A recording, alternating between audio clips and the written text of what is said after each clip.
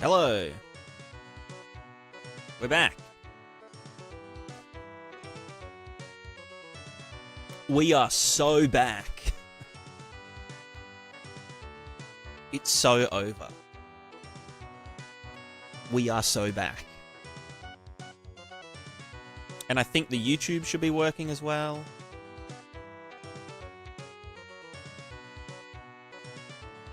Hopefully. It's so Jova. So good.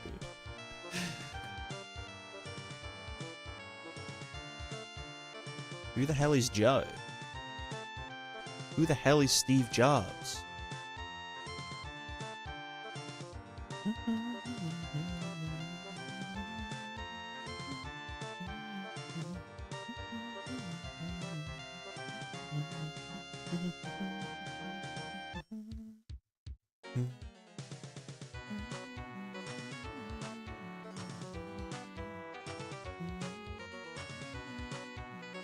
Joe Mummy. What does that even mean?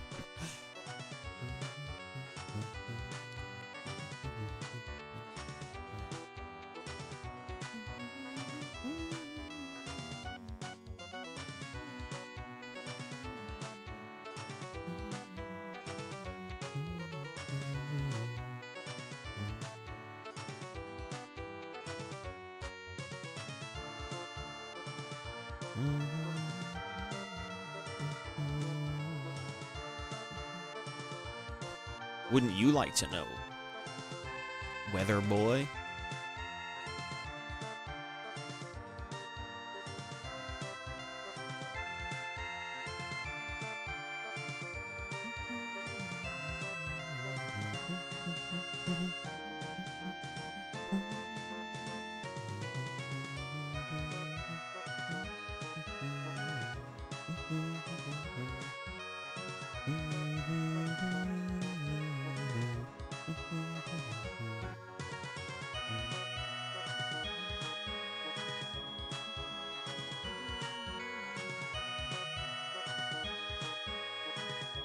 Oh, was that not plugged in? Right, that's supposed to stop stuff from clipping up too high.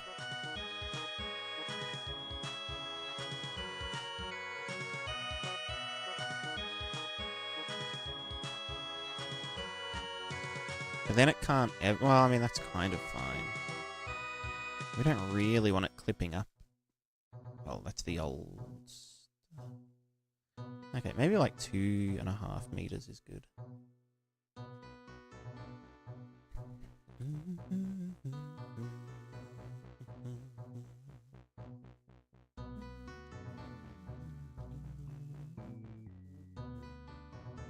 Alright, let's have a look at all of our stuff. Yeah, right, that's this bit here. Preventing it from, well, doing shit.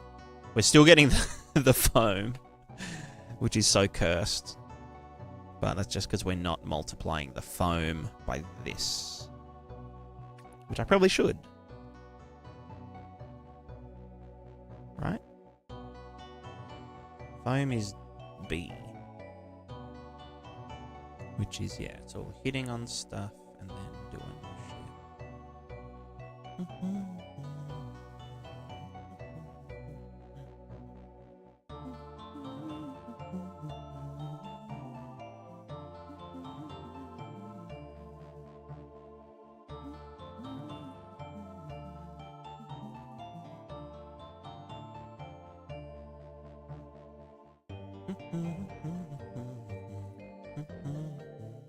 So this does that, and it multiplies it by... Right, so the inland doesn't get... Okay, so it's literally just this that needs to be done.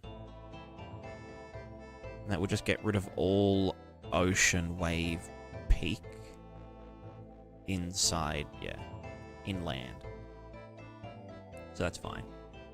Also, this is producing decent, you know, foam trailses.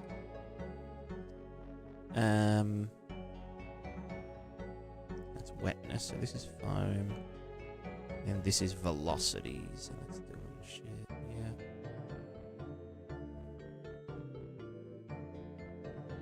And so...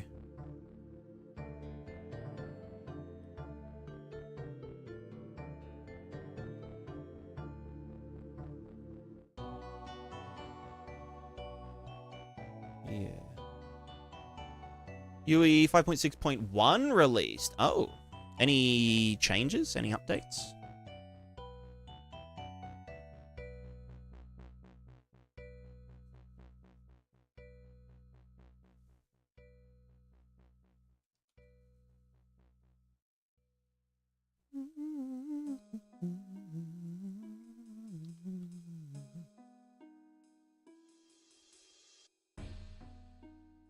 Yeah, so this is just gonna foam in here.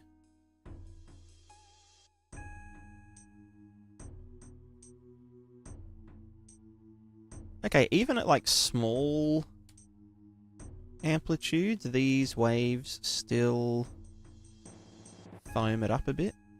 So it's, yeah, it's a little bit extreme. Why do we need delta time? I can fuck off. I don't know if it's just because it's like multiplied too high. Where do I... well, I project that as well. Down here. Project water wave peak mask, and then that gets divided and then sent into the water wave peak mask.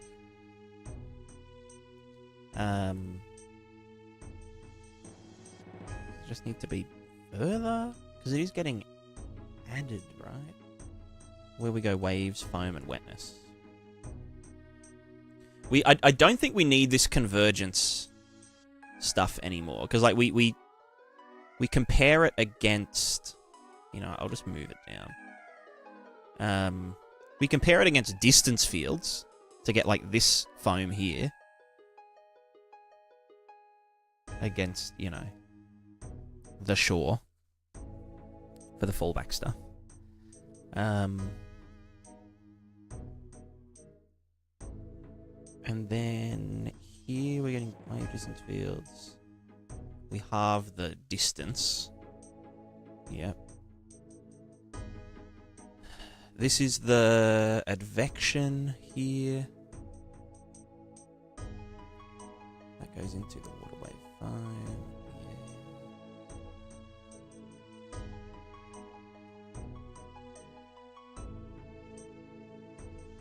Yeah.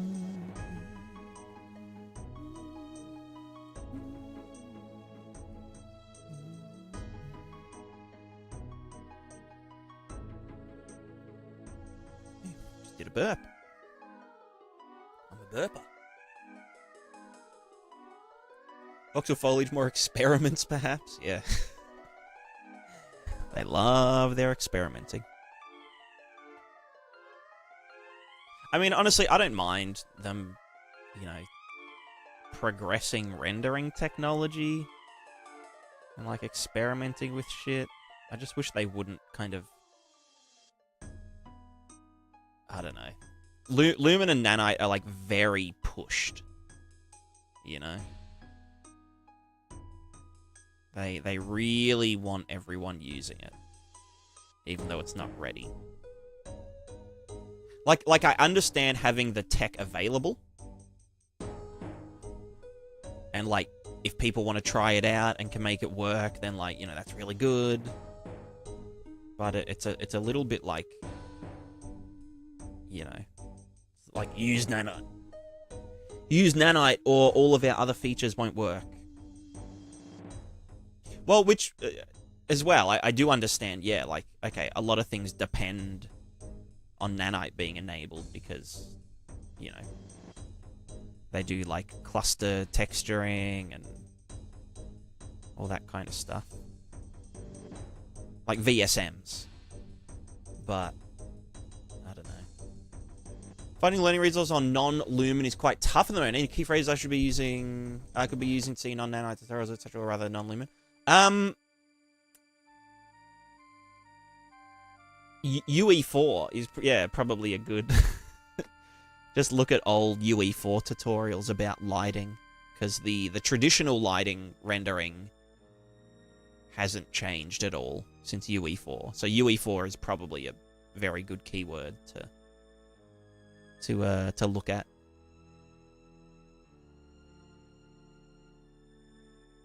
That's what I mean to follow. Yeah. Yeah, no, that's fair.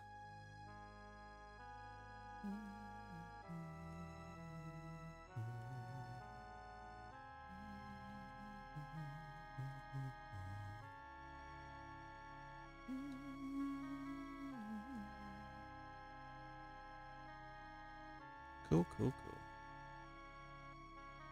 So that's the velocity. Yeah.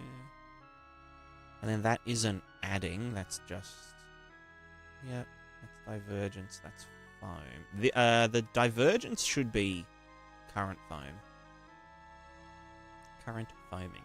Then we get the water wave peak mask, which we're multiplying by 10, which kind of defeats the entire purpose of me, you know, fucking doing that. Let's n minus, yeah, so let's just put that in raw. And then in the projection state, well, no, okay, you know what, let's do this to there. And then when you switch to forward rendering, you get a huge performance who's not receptive to loosen functions as well, like visualizing normal maps. Yeah, no, I rely very heavily on deferred rendering for like a lot of my shader stuff. So forward rendering's kind of out of the picture. Same with like all the lighting and whatnot that I use. Because like my game might look a bit cartoony, but we still render everything and then post-process it. Because like it is supposed to be like a,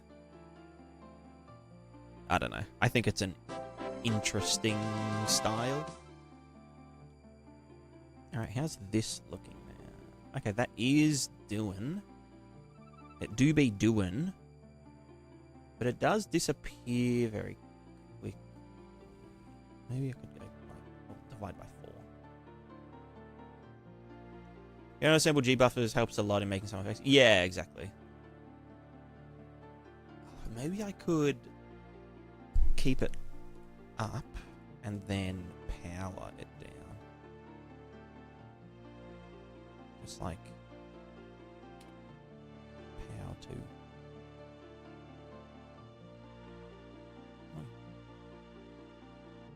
To tighten them a little bit. Maybe like this. Okay. They're not trailing though. Oh, that's because I'm not... Right. It's because I'm dumb. I'm not using the foam, I'm using the divergence in there. Okay, now I see. So this is at what intensity? This is at 0.2. And then as we go up to 1... the input gets harder, as in sharper, which is good. And then as we go down, so if I go, I mean that's negative, let's go, oh, okay, so they are always there.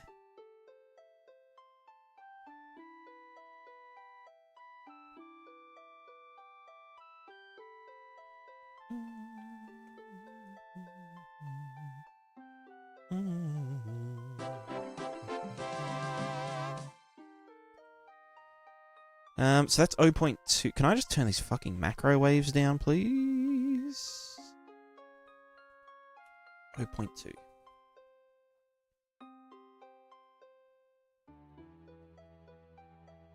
That's not too bad for, like, these kind of dudes. And as it gets higher and higher, decent. And then at maximum, they're a bit cray-cray. Whoa, that's a big suck.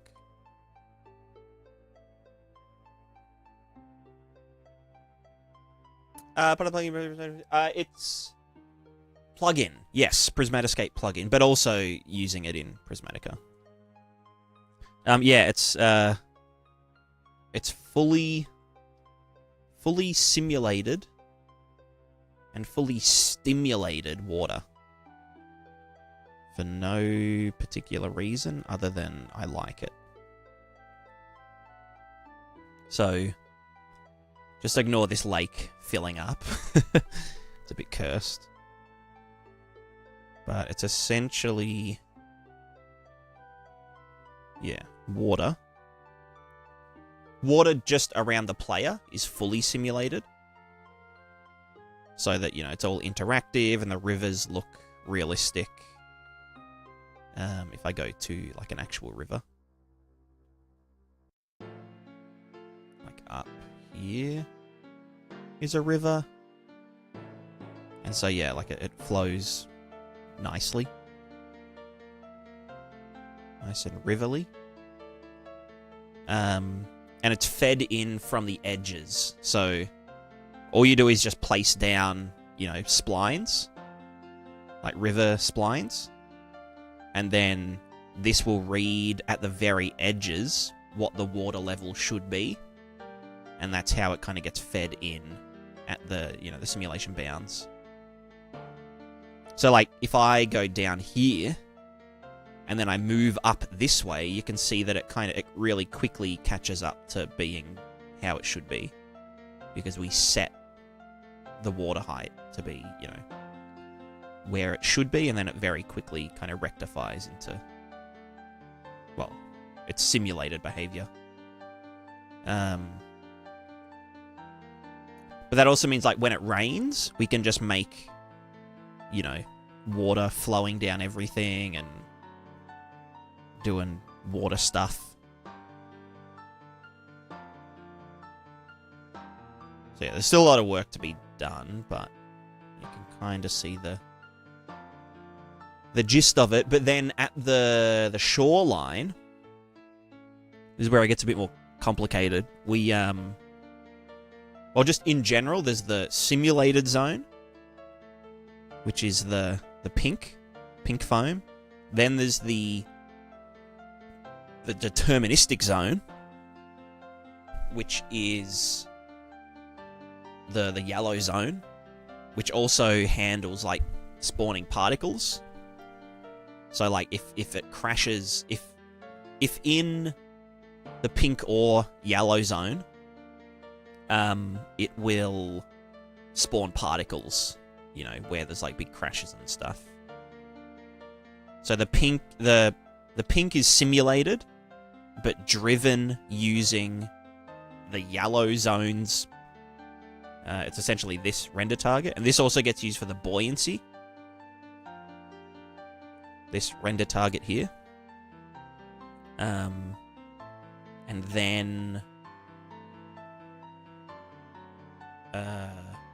then the blue is just the fallback. It's just like, you know, the far distance. And that's all just running in just a regular material shader. So it doesn't have any, like, logic or... You can still technically calculate buoyancy for it, but it'll be more expensive and done on the CPU.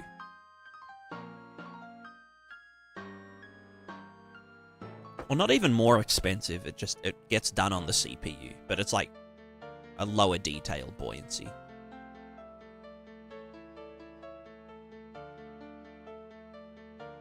But yeah, that's what I've been working on for a couple of months now, just this update, and then it's back to Prismatica work.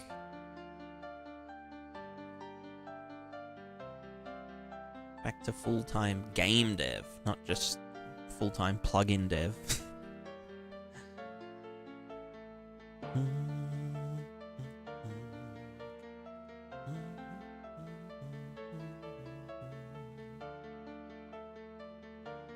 But yeah, it's nice, like, walking along the shore and seeing all the water, like, draining off the rocks and stuff nicely.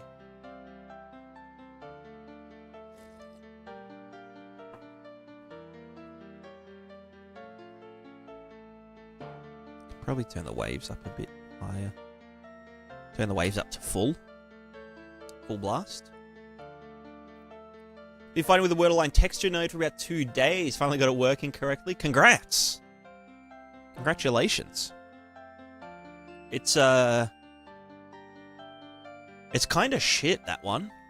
I made my own one, which might send you down a bit of a rabbit hole, but it's like a combination of a few people's techniques, but I call it the P-scape cheapest triplanar ever. And then there's also the normals. The normal corrector. But essentially it does a... It does like the same kind... it actually does a different mask than the default one. Because the default one... the default one kind of... It prioritizes X over G. So like this is our ball.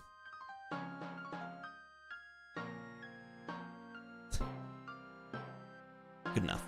And it kind of like, it splits it down like this. Because it takes like, you know, the vertex normals of the R. Oh, it doesn't even need to take the R. It just does G, and then R is the fallback. So this is all G. This is thingo, and then you do the Z last. And it layers, you know, over them. Whereas in reality, you would... And so you end up with, like, from above... From above, it looks like... Well, it looks the exact same from above. But ideally, you would want it to do... like this. Like, go all the diagonals. If that makes sense. So that you get as much, like, coverage on the square. So that's what this little part does. Which I can probably just, like, show.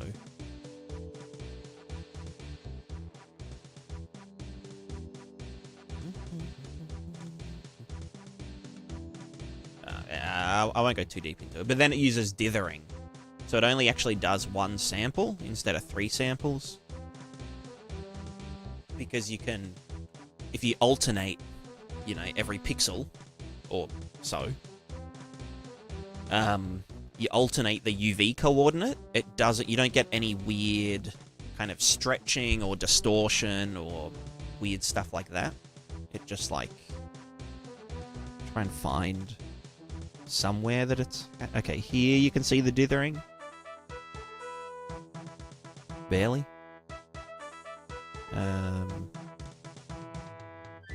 Where else? Because, yeah, all these are triplanar mapped. Trying to find the freaking dither spots. There's a bit here.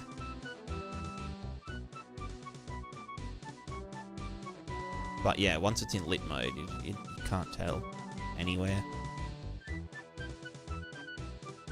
That was a cool trick. So yeah, that's all mine is. It's just like 10 instructions. Or I think it's like 20 for the first one, but then every other one that you add using the same size and whatever doesn't add any more. It adds like another texture sample. Because all the UVs getting calculated are the exact same. So it ends up being like a shared instructions. Show me, you guys go... yeah, chuck it in the... you can chuck it on Imgur,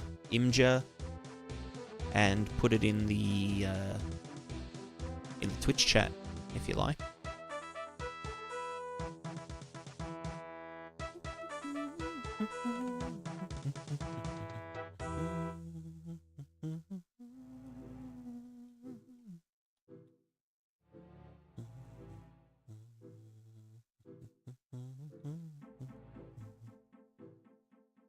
So this is the foam amount. Let me try power that by 3 and see. So it does tighten it up a bit. Maybe a bit too... not too much, honestly. So that's at 1. Okay, even at 1, it's a... Not... yeah, no, you know, power 2 was fine. So that's how much bigger thingo.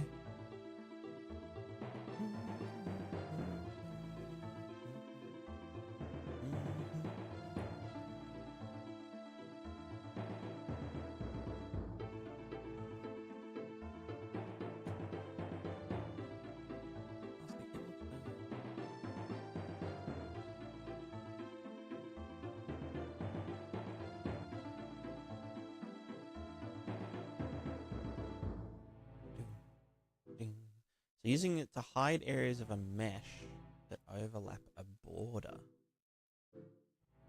Areas of a mesh. Right.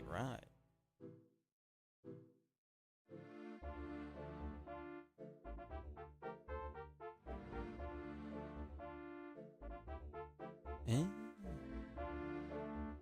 Yeah, that looks dope.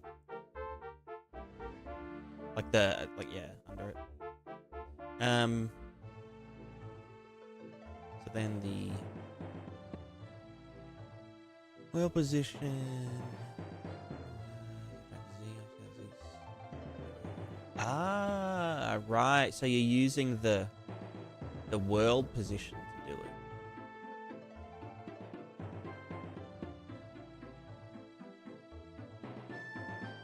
I mean, yeah. If it works, it works. Break Nation, are you going to release a separate product from the current Prismatiscape? No, it's going to be included as an update. It is an... Oh, they're very large. Are they getting bigger? No, they actually do get that big, don't they? Crazy. I guess that's at maximum. Yeah. Yeah, it'll be included. So everyone that's already got the plugin just gets it for free.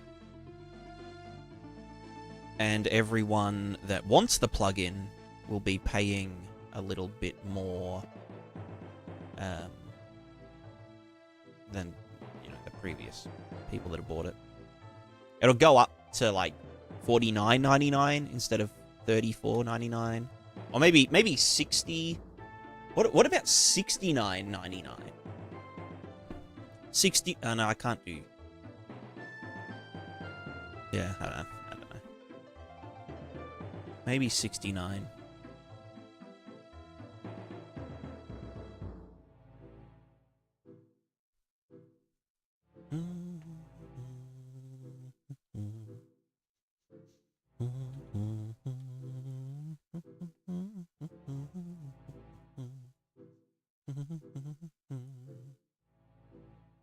Need to make it dynamic. Yeah, you could use local position instead of world position. So like it's per object. That could be something to look into. I have bugs to report. Hit me.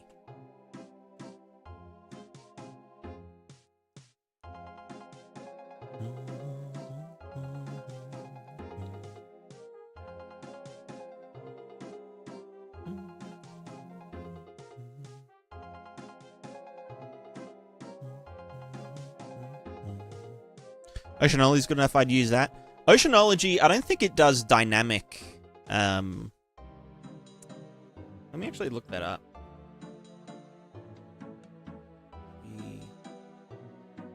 UE5, is it?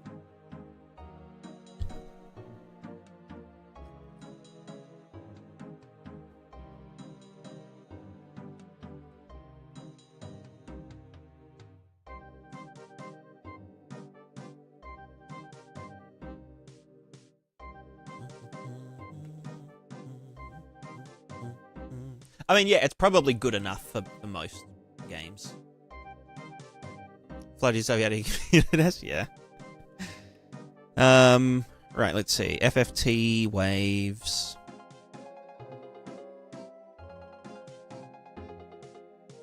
Okay, just show me. What do you mean? I thought it was free. Didn't they, I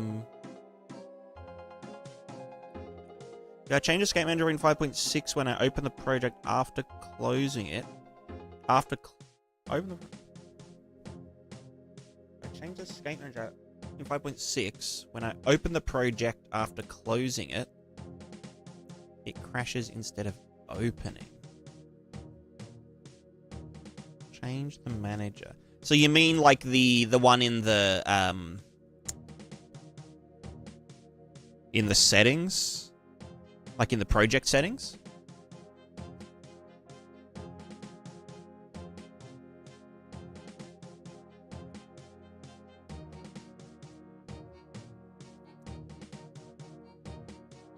Yeah, I don't think this is really doing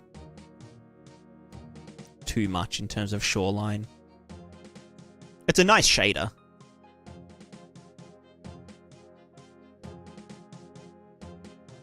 In the engine div. Okay, what did you change it to? Did you change it to like your thinger?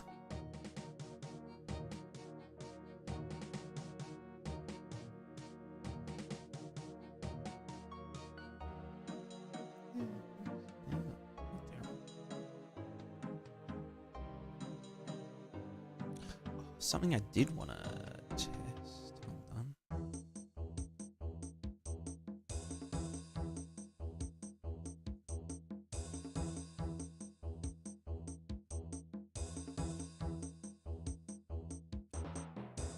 I also tried changing yours. Yeah, okay. As in like the blueprint version? It has to derive from the blueprint version.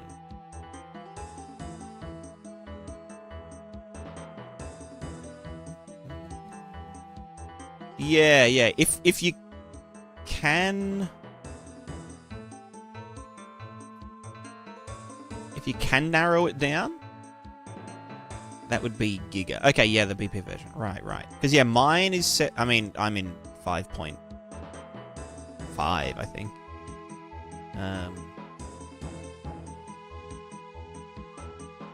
Prismatic Manager class. Yeah, mine's Prismatic Manager BP. Which is the default. My default one.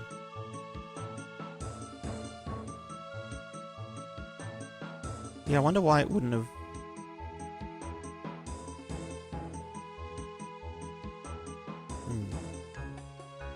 Weird.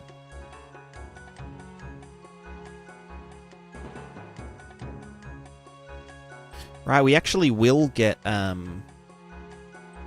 foam around, like in the distance, if there's like a ship or something. I didn't even realize that would happen. Because we're just sampling distance field. That's funny. God, maybe we don't even need fucking simulated water.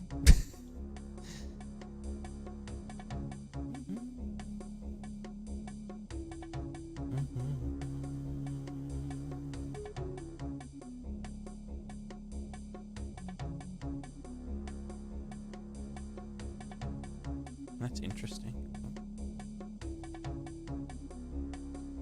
Default one, yeah. What is the crash? What does the crash log say?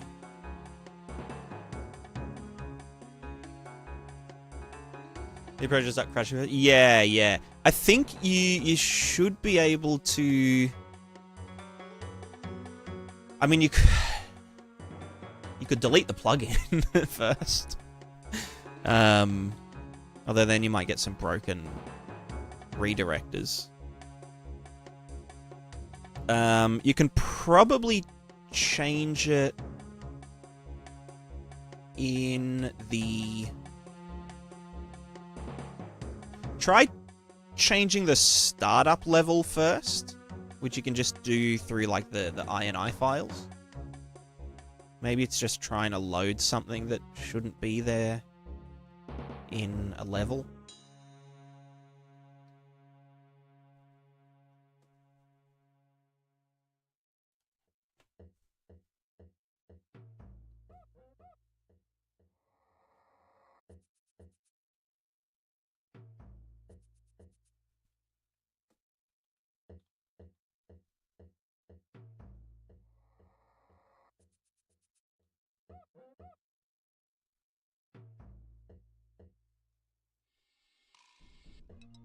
I think 3 times.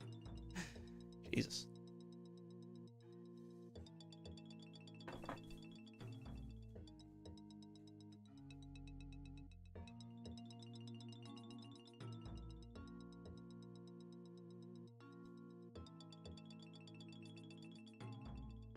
That's why that isn't thinging.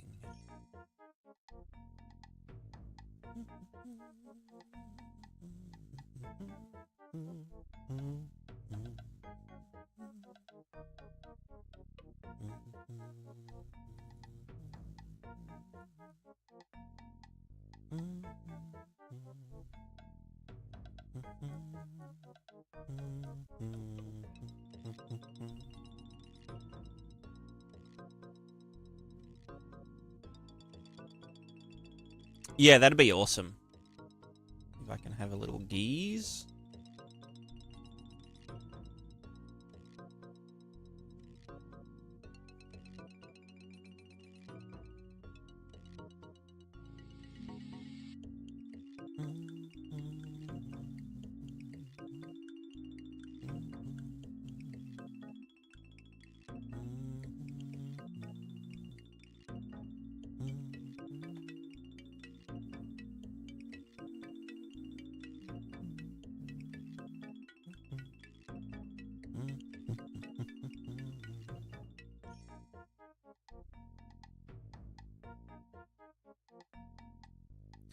Is there an option for the consistency of the water if I want to adapt it for lava or mud? Not currently. Not currently. But it would also be... Oh, I mean, there is for, like, the entire thing. But you wouldn't be able to have water and lava, you know, in the same bounds. Or, like...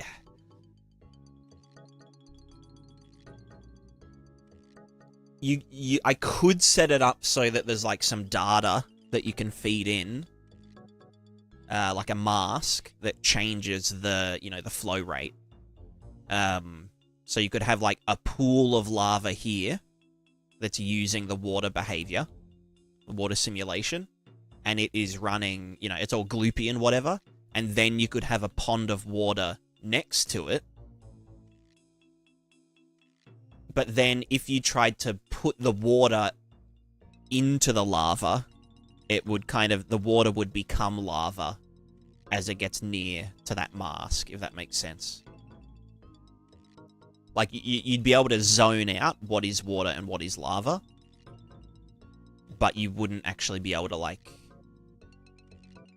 mix them. And also, if it started raining... If it started raining really heavily and you had it set... I mean, it could just exclude it from the lava field or something, but... Yeah, it's not really set up for that kind of thing. To have, like, multiple different liquids. Yeah, it's hard to have everything in the one scene doing different stuff.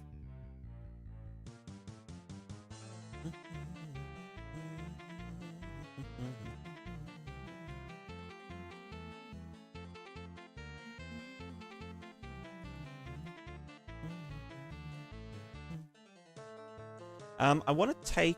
I want to wave WPA.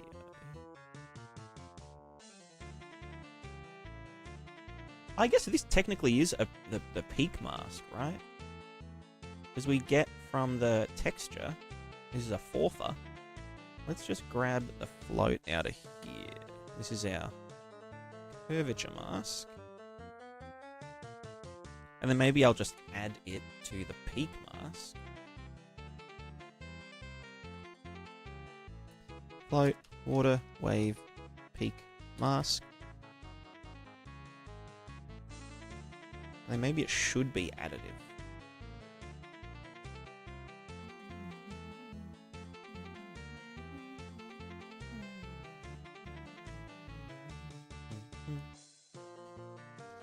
Maybe I should, that's fine, I'll just get this.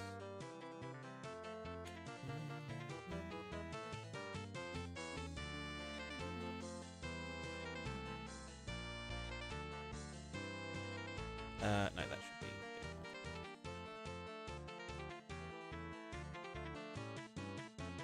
Was I received an update email? Yeah. It's when I updated it, it was like, oh, do you want to send an email to the customers about it? And I was like, oh, that sounds like a good idea. Saves me having to like open Discord and like crazy anxiety and avoidance complexes. Just do it right then and there.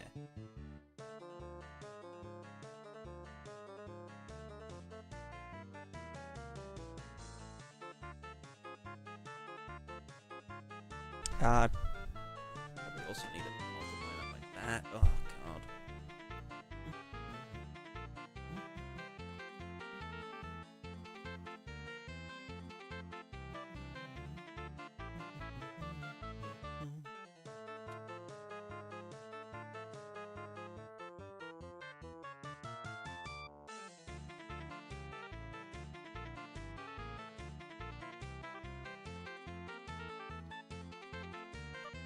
Water wave peak mask.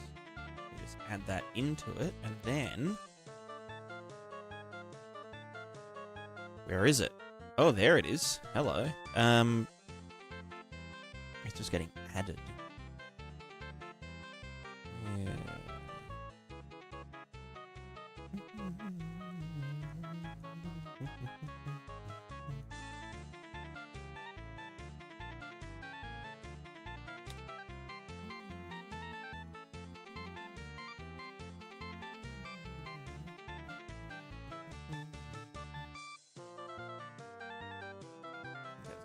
Crazier, but it is still there.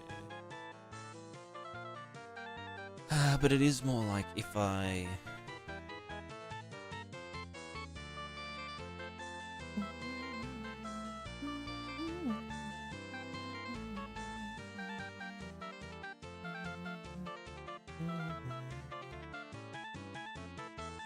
Not contrasty enough, and it's also a bit... Well, I do need to... get this, and how am I gonna...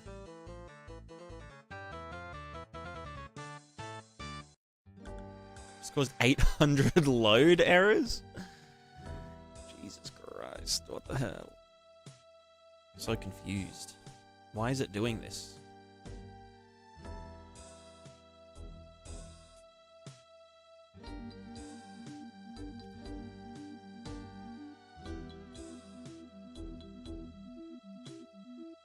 Is it Omni Macro? Yeah, it's whatever. What did I even call that fucking variable? Omni Macro. I can just read it from the Niagara Param collection. Although, does that work in editor? I don't think so.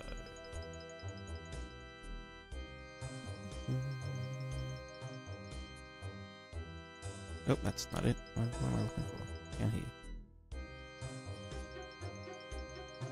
That's the microwaves. What am I doing? Macrowaves. Okay, it does work. Oh no, I'm not in editor, am I? Oh, but I don't fucking... Okay.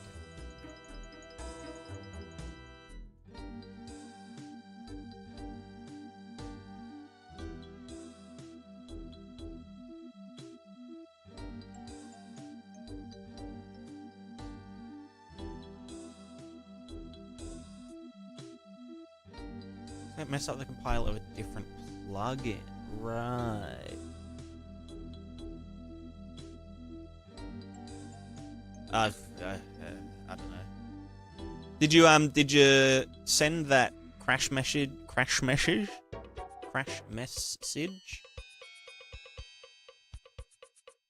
You can just DM it to me or chuck it in something.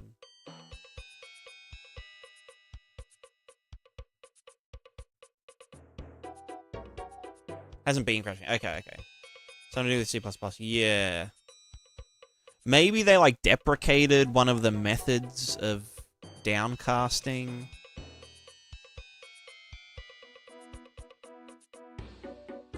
I don't know.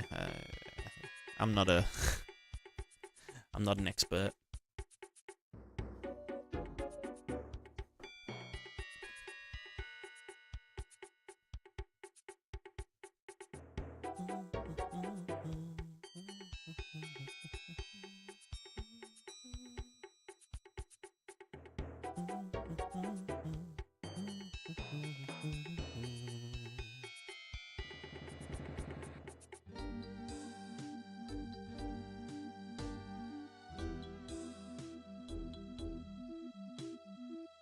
Okay, so we still have these, and I want to do the peak mask in here. Yeah, I don't know if it should be additive, because that would just be... If I just got my engine in here, the project fixed it. Ah, okay. So just let it regenerate a new ini file.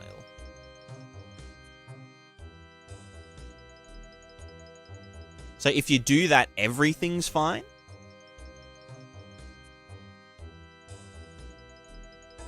I wonder what would be causing it then.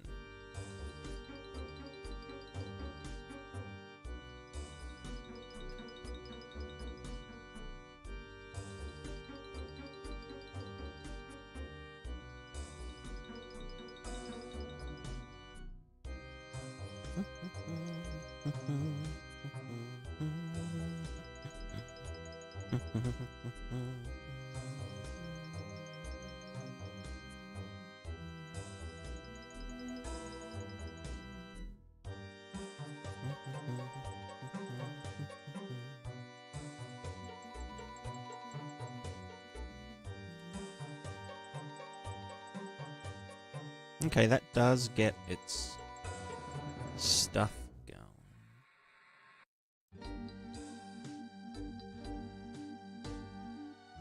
Besides the error from the manager, that's because of how my player character gets spawned. True. Okay. Wait for the loading system. Yeah, yeah.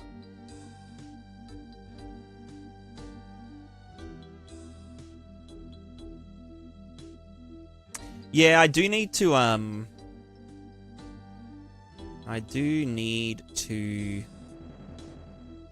do a bit of finagling with that. With just, like, making sure that, you know, the manager class has, like, you can, like, either let it automatically initialize or manually initialize it.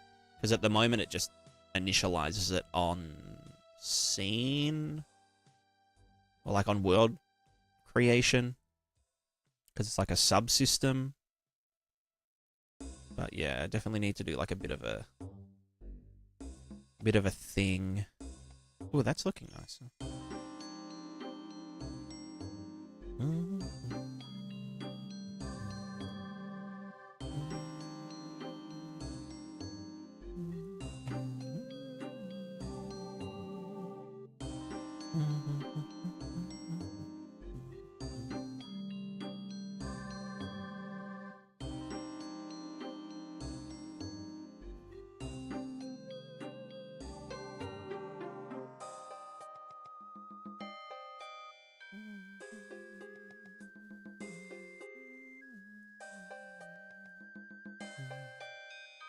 Maybe I should have that at 1.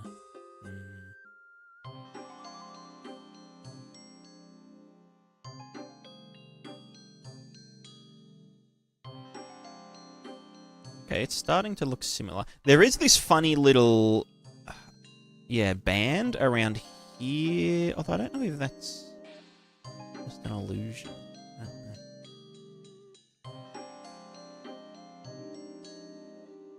Have an RT with Z values when mapping this WPO, I can either get correct values, but then everything else, like on the RT, is displaced upwards, or vice versa.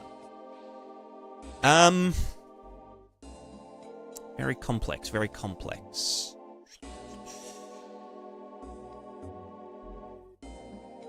So,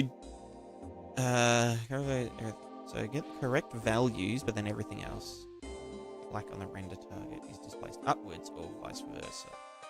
I want the black on the RT to stay put. Yeah, so it might be best to... What I do to get around that is in the render target, I only calculate an offset. So in the render target here, I know what the landscape looks like, or what the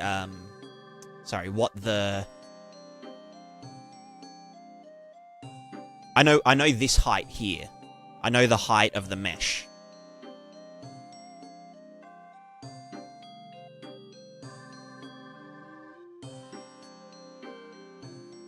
And so then, in the render target, I just send through the offset that the mesh needs to do.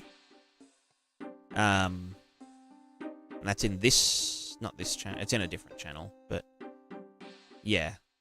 So yeah, try and calculate the offset from the original mesh that you want, because that means that, yeah, all the bits that are black or 0, they're just going to stay put.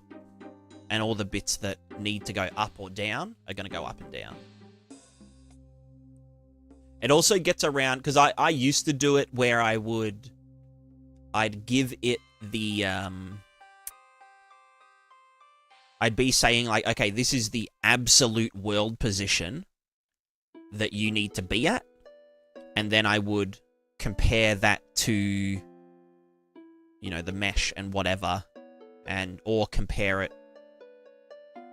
No, I was calculating the depth of the water, and then using that to, you know, this is where you are, this is where the landscape is. Make sure that you are above the landscape, but then, you know, because this is like infinite resolution, but this is limited resolution, there were like weird kind of bumps at all of the edges that would like stick up a bunch or stick down a bunch. So yeah, calculating the offset is the best approach that I've found. Calculating it in the render target. Certify register element type file, blah, blah, blah, runtime, typed element framework, public elements framework, typed element registry.h. Element type components has not been registered. What does that mean?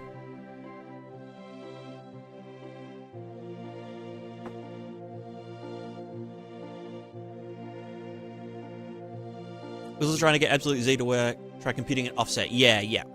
That would be my approach. Well, that is my approach, actually. Looks like a missing pointer. But a missing pointer to what? Like, it's not really telling us what the missing pointer is.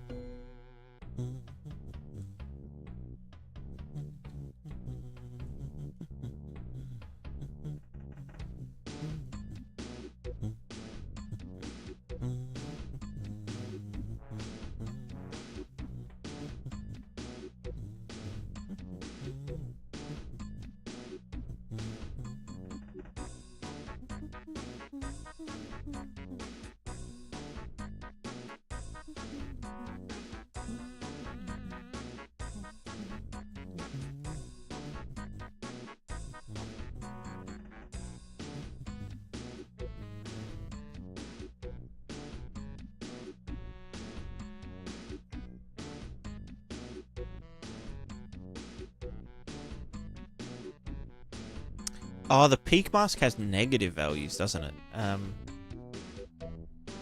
That should get maxed at 0.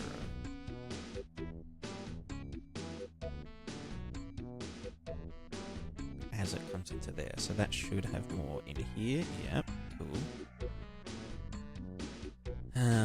It is a bit fucking crazy though. Water wave peak mask. Because then we also do, yeah, foam wave, when there's blah blah blah. Peak mask. That should just be going in straight. But then we're gonna get very, very foamy. That's because up here, when we add it in at this stage, it's just in the fuck zone.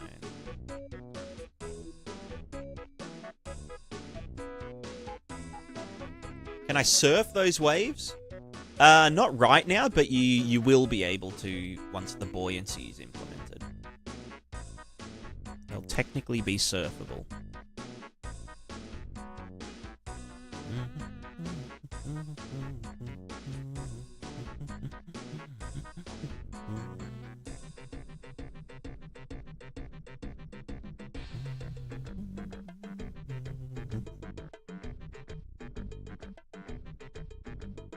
God, it's not very contrasty.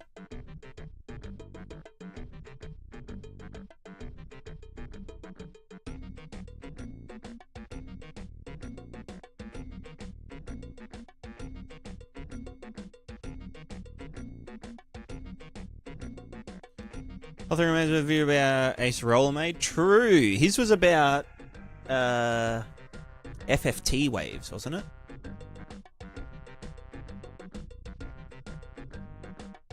If I remember erectly.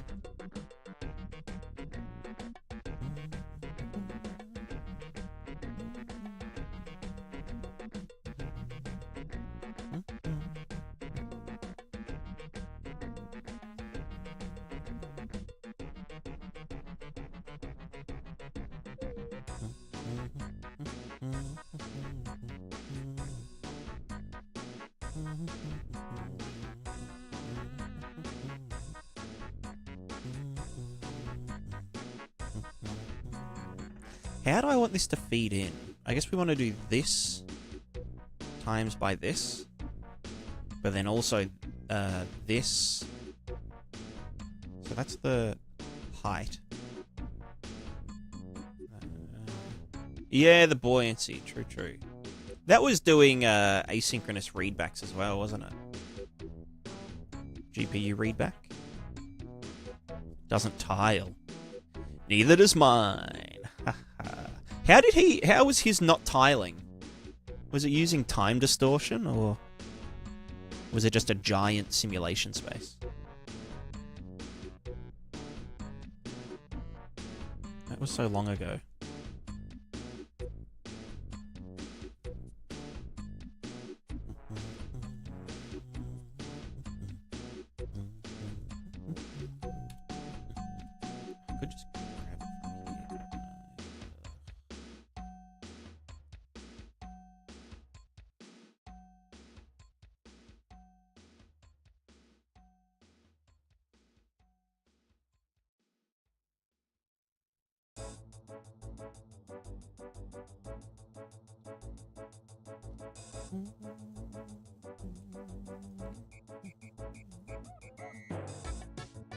Muhammad, how's it going?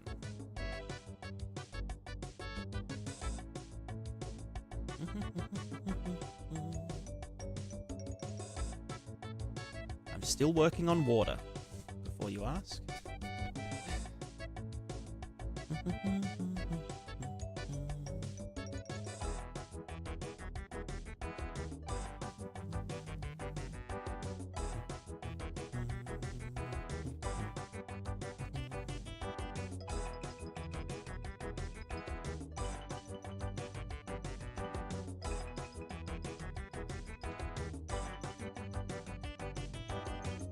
Wave sections added to each other. Right, yeah.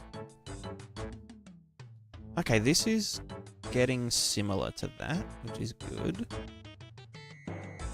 Yeah, so it's got the height and the dudes. So then if this chills out, then it's still very... what if that was just by 1, though?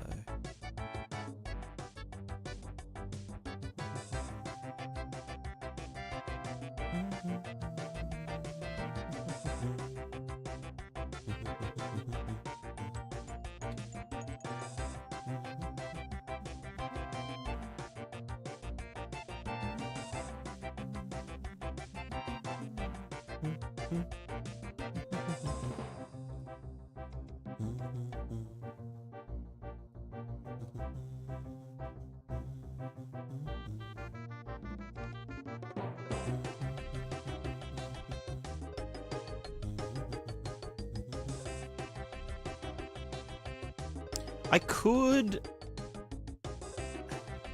Maybe I'll just fucking power that shit down.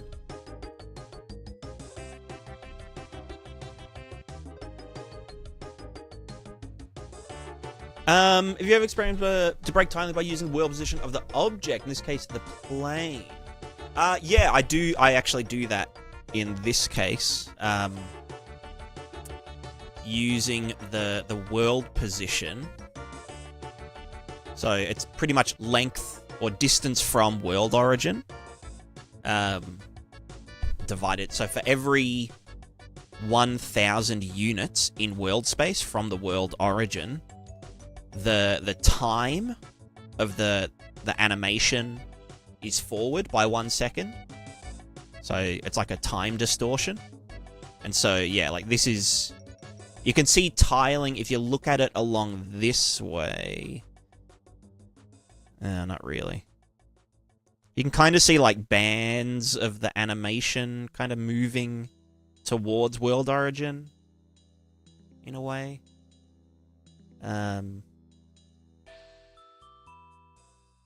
But yeah, distorting time using world position is like a very common thing that I do to break up tiling.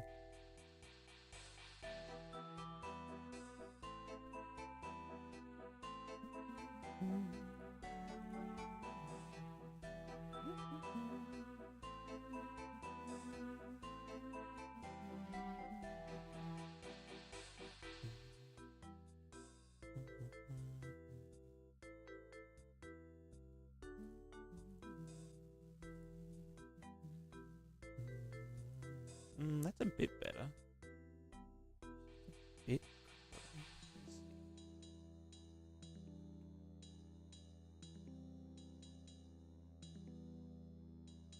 Yeah, it's technically the world position of each vertex, or even each pixel,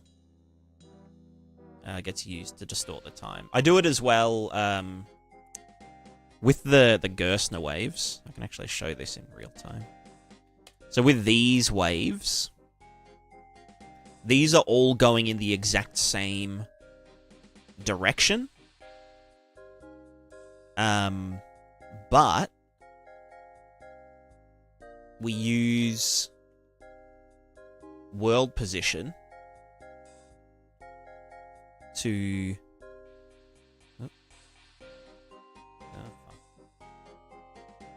to distort. So, like, if I go to my time distortions and we say, you know, scale it down to... Well, if I ramp it up, you can see, like, yeah, it moves some parts forward in their animation and some parts back. If I do it too extreme, it gets a bit fucky. But yeah, you can see it's just making it wobble a little bit, which isn't physically how waves work. They can't speed up and slow down. But it's just to give the impression that they're all... You know, it creates, like, little wave interferences, which kind of gives the impression that the waves are not perfectly aligned with one another.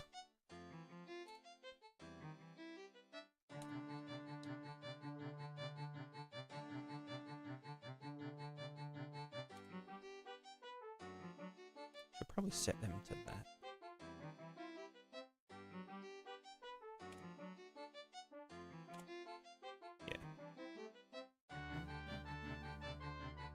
So is your plan to include a wind system with a whole other type of thing about?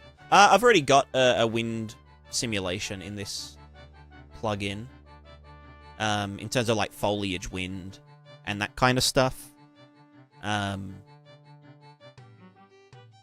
Which is used for like, you know, explosion effects and spells and magic and gunshots can kind of blow foliage around. I can turn it on real quick. You know, I'll just turn everything on.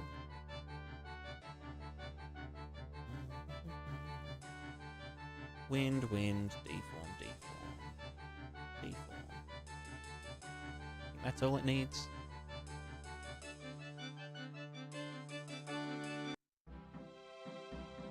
Oh, I need to recompile you. I don't know why that happened. It's so weird. Yeah, and so the wind and stuff will interact with the water. I just haven't been doing it. But yeah, there's a wind. Ignore this water as well. It's so cursed. It's kind of hard to see on this grass, but there is wind happening. And yeah, like the water, or sorry, the foliage moves around, you know, if you trample it and whatnot. Yeah, the bitrate is very low for this kind of stream. I can go to some plants, like here. I know these ones are all set up right. That one isn't, but I think the rest are. These are also really big. But yeah, so like this kind of interaction. And then that also, you know, the wind can affect them. These are also really big versions of the of the foliage, so it doesn't usually look that floppy. Because the floppiness scales with how big they are.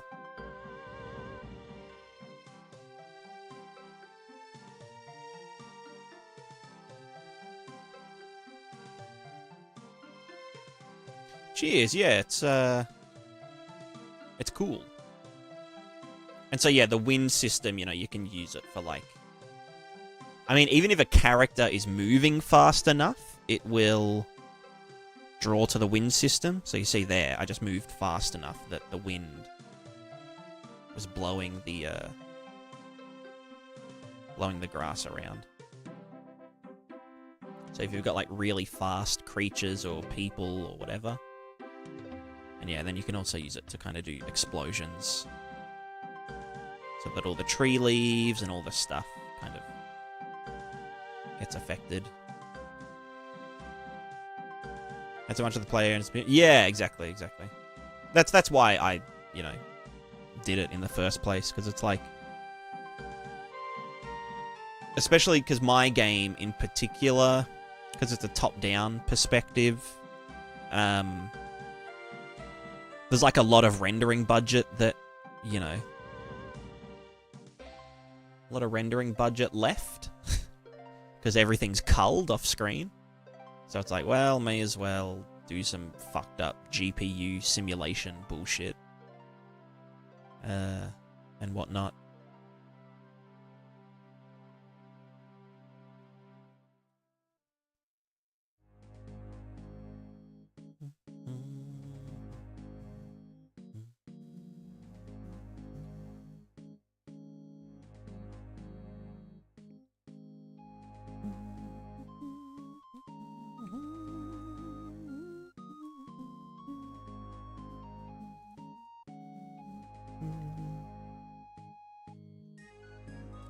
Where's my manager? There you are. Let's do this and that and that. Alright. Let's go back down to here. Drop that at... Yeah. Yeah, it's unfortunate. Yeah, exactly. I agree.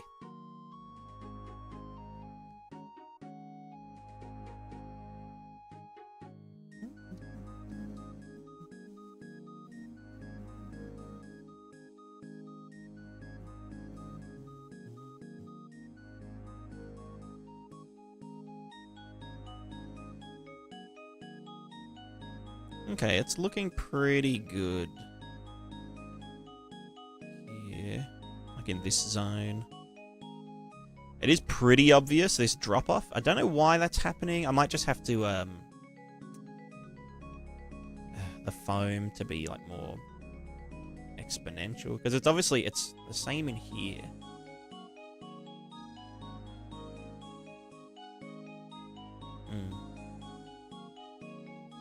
What happens if I chill this all out a lot? Does it actually scale? So that's with the directional waves all chilling. And then the macro waves. Oops, what have I done here?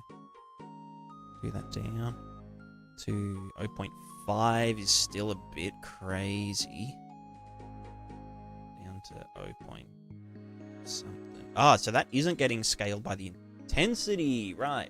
Because I'm dumb.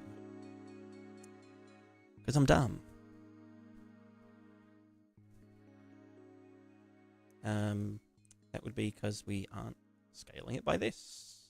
Fuck, should that be pre-pow or post-pow?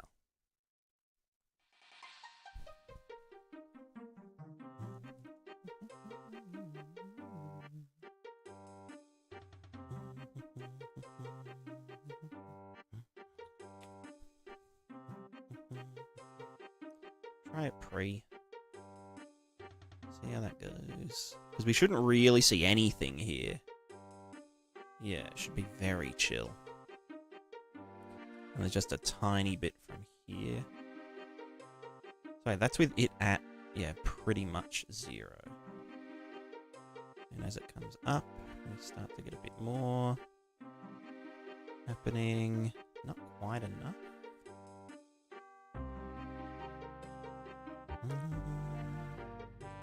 Okay, well, we just need to inverse. What if I try it post-power?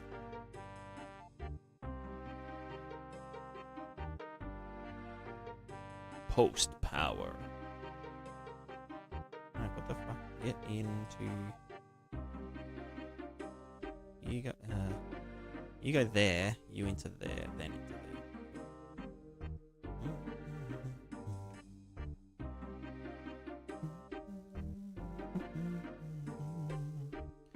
Okay, that's 0.3.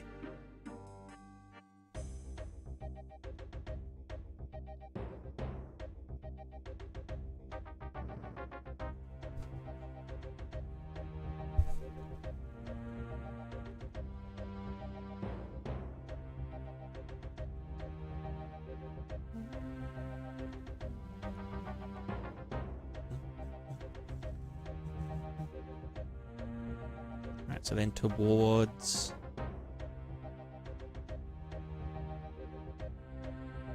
Yeah.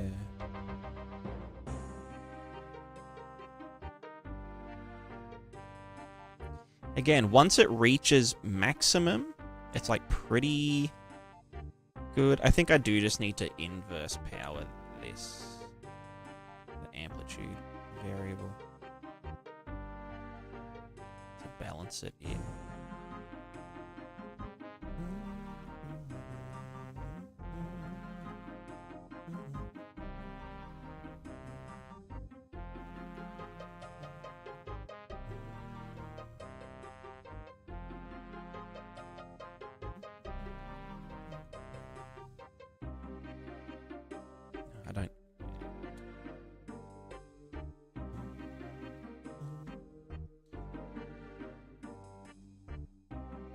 You know what, I can just do this. So hacky. So that's just making the intensity scale differently. So as I go from the lowest, it's a little bit too... Well, no, even there, it's not too bad.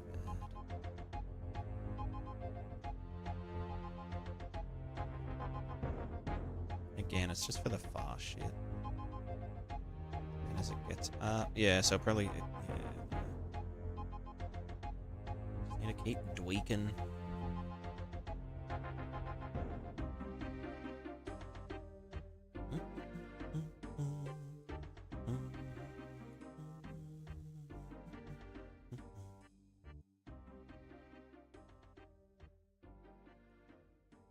Let me just double check that this just gets added to the simulation foam. Yeah, then multiplied by half and then added to the flipbook foam.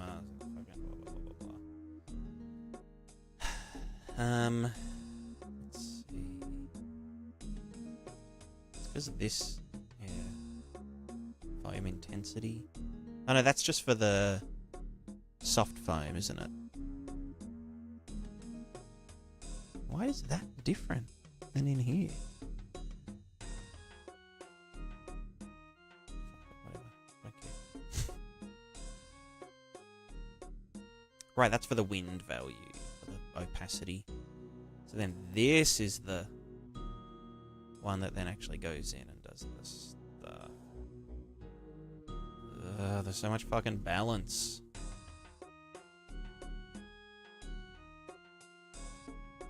I had the misfortune to start playing RuneScape again from 95 combat stats to 90s. Hell yeah. I just started a new account, like, a few days ago with Amethyst. We made Group Iron Man duo. So I'm just, like, AFKing U's while I stream.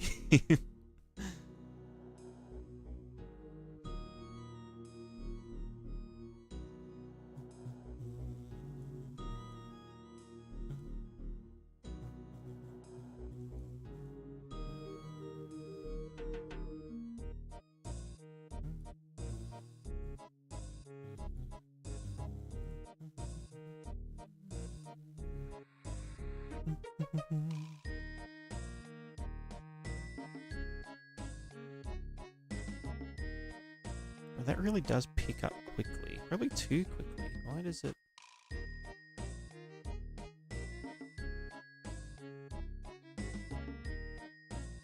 Well, maybe I should power it down.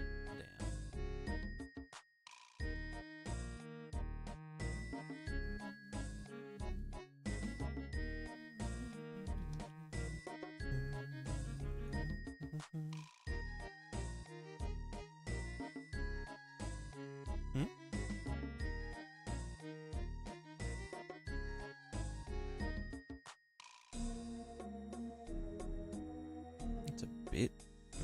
not quite. Maybe power then multiply. Although if they go above 1, then it's just going to get stronger there. I mean, it's actually not too... No, yeah, it does get too quick. Fucking hell, this is impossible. Impossible!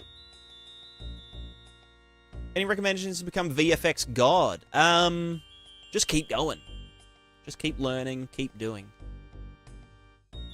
Just, decide what you want to do, and then try and do it. That's all there is to it, really. I need to pee, so I'll be right back.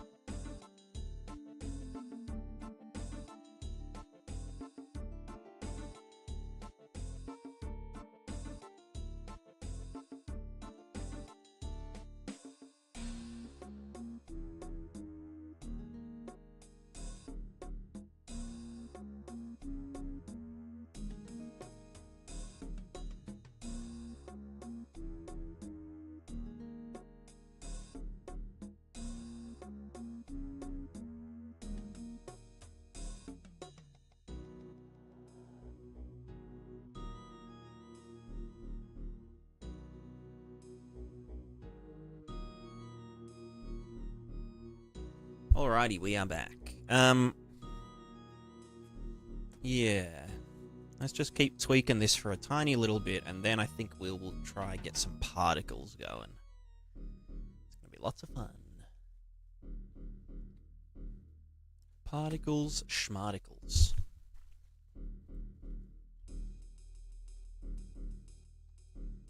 The peak mask is so fucking intense. But I don't know how to dampen it much. Just trying to think whether the foam should be additive or not additive.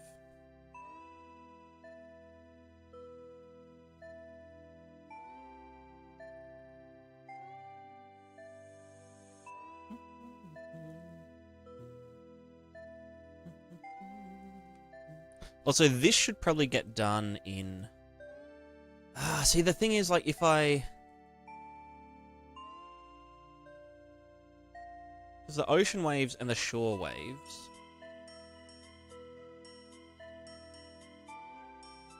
Like, if we're not at the shore, if we're not within this bounds, technically I can just turn that off and save a bit of juice. You know, just be like, oh yeah, let's not process the shore waves. And just... It's just ocean waves in the simulation. According to the simulation.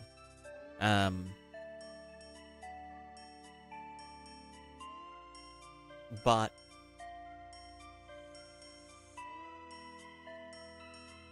But then if I don't do the omnidirectional waves, then... You know, because... I don't know. I just don't know how the... how the shader gets compiled, right? Because, like, if I declare a new variable that's being, you know, it's being accessed between stages, is it actually creating a whole new fucking array of these, or... You know what I mean? Like, if I said, okay, this is the water omni waves output, you know, fucking... thing. Foam mask. Then...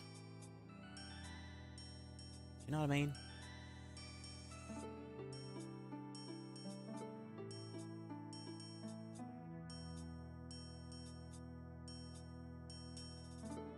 Maybe... Okay, no, here's a new idea.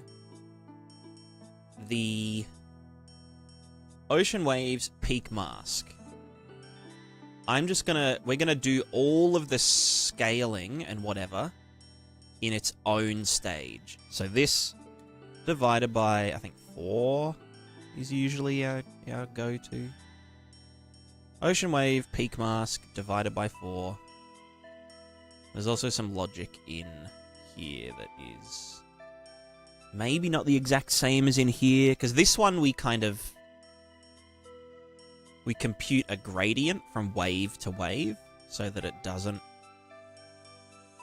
you know, doesn't do something. I don't fucking know.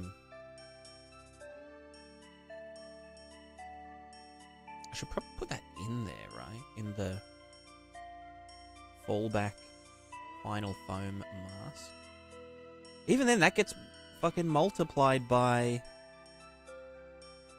That gets multiplied on the outside, which again, I don't really want to do.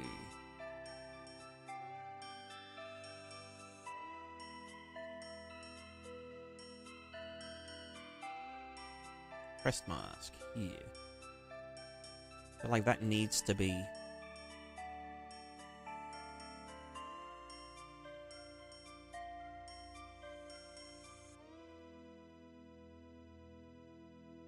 Foam trail mask.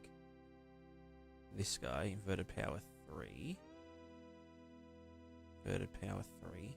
But again, that's for the peak mask, not the trail mask. But we naturally get trails because it's a render target and we can, you know, add variables over time. so that it like blurs over time, you know, and like moves around. They all add vect and whatever.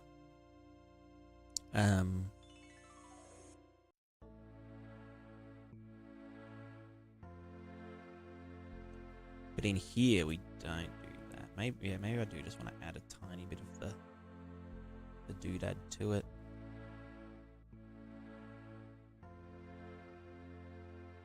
Where would I fucking do that? Go back to here.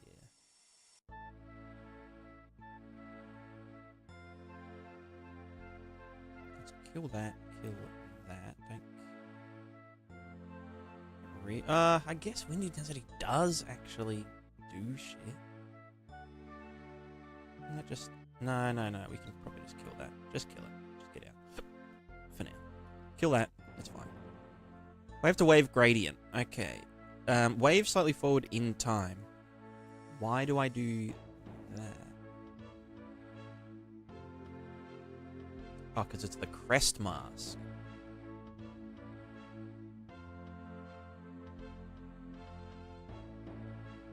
Right, but crest mask here. Okay, that gets maxed in. So, oh no, but then we contrast it. What if there was just like no fucking contrast? How's that go?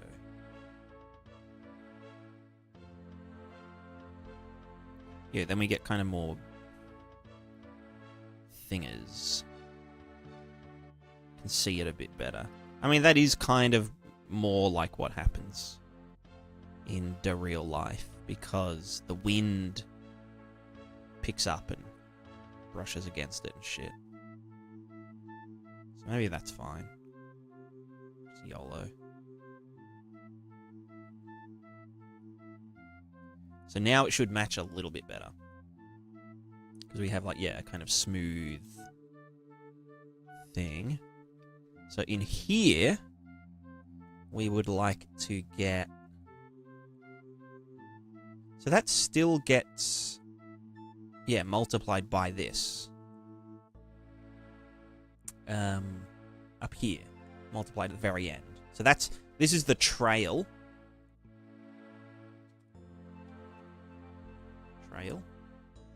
This bit here I probably don't need. This tiny bit here. I can probably just yeet this guy directly into here and not see any fucking difference. Because if it's not contrasty, why do I need it forward in time, you know? Yeah, literally no different. Cool. Okay, now... You know what? Let's commit. Let's commit to it. Fuck it. We ball.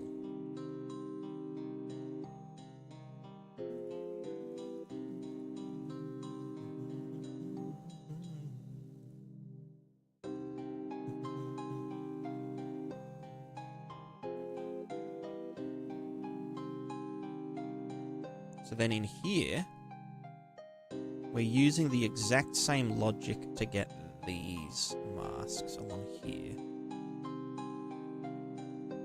Which means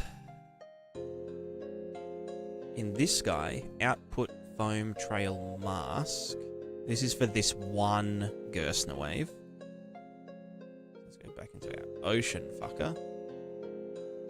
So then here, final foam mask. This should be divided by the number of waves. Or just by some fucking number. Who knows?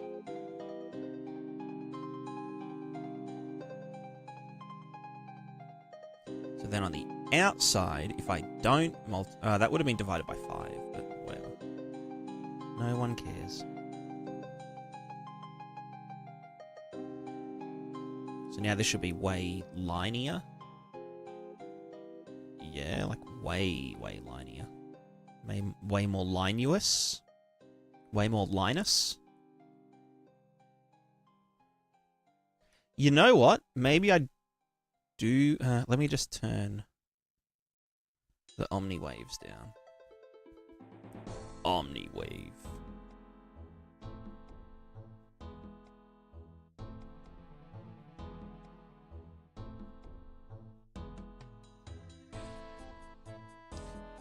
You know what? I want the contrast back on the peak mask. But so that's for a single Gerstner wave. We take this guy and we subtract 0. Subtract 0.5 multiplied by 2.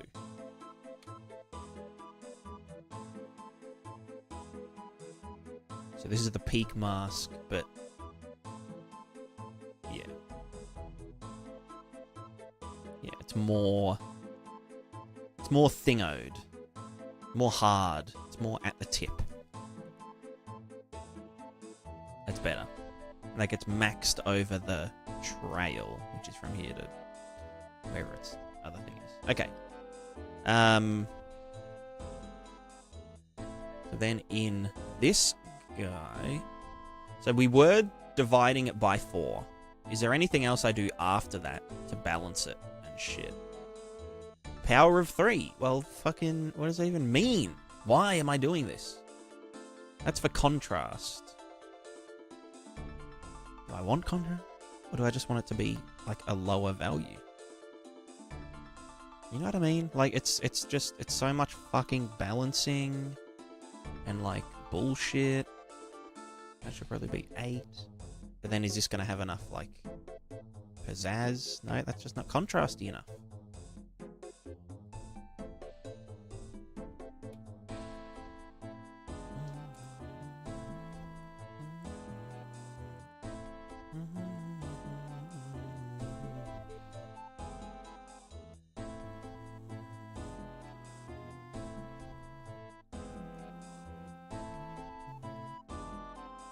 Divide by 6, power of 2. Magic number, magic number, magic number. That's not terrible.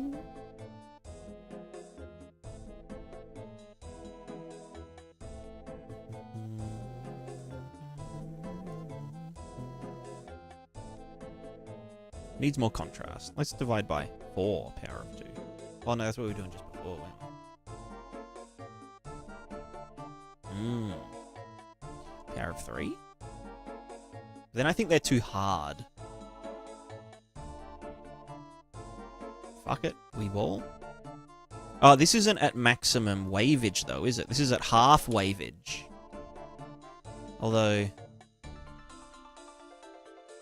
doesn't really get more intense after that. So at 0.1, barely get anything. 0.2, we start to get some, like, you know, foamy shit happening. Cool. 0.25, and it maxes out at like 0.5. Which I don't know how I feel about. But is that because it's coded in here to do that? Like, can that go harder? No, so that's coded into the fucking individual thingos.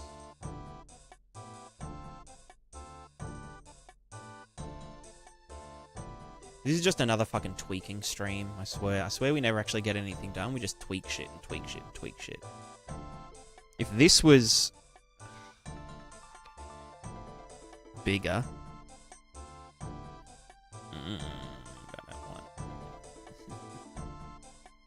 then the final scaling.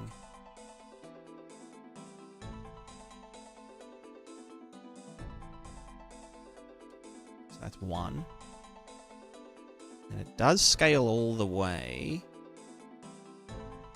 Yeah, so that's doubled, essentially. But then over here, it just needs to be less fucked up. So maybe okay, maybe this is fine. The one thing I hate about doing this is that I then have to mirror this exact logic. Okay, that's better. In the fucking, you know, in Niagara. Like, there's the material fallback, but then it's like, okay, well, now let's do it again in Niagara because it's a different fucking system. And you're really dumb. And I hate you. Okay, that's fine now. And we chuck in the Omni Boys. Yeah, now we're noising. Okay, that all fits together decently well. Also, I wish this... Is that the foam texture that's doing that? Yeah, it is. The foam texture is so tiny. But it's because it's like the bubbles. I mean, you don't really notice too bad. I use a blueprint to drive NPC to Niagara. Yeah, all the parameters are all, you know, identical. It's just setting up the actual, like, logic. You know, like this is fucked up, but this is getting some Gerstner waves, summing them together, you know, doing an output, but then I have to go, okay, now that I've changed how the Gerstner waves are kind of calculated, now I have to go into Niagara, do the exact same stuff, make the exact same changes. So, you know, now it's 200 inverse power 3 into there. And then different scaling, you know, divide by 4 or whatever the fuck it was. Because we need to, you know, generate this render target.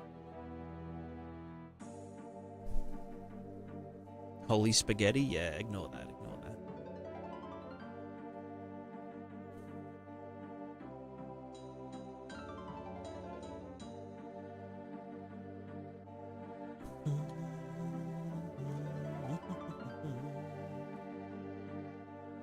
But yeah, the render target acts differently to these, because this is all stateless, meaning like there's no like trails, they don't know what happened the frame before and that kind of thing.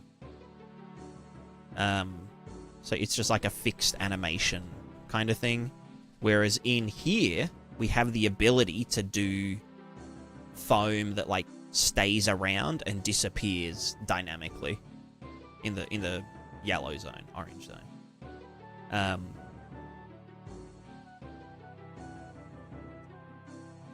But we have to drive. Yeah, it's it's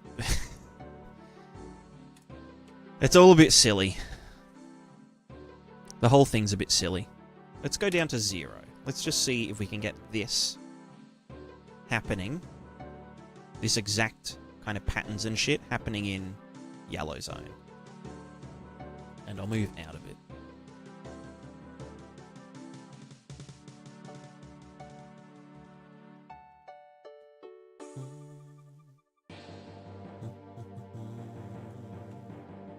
So the exact logic is get the amplitude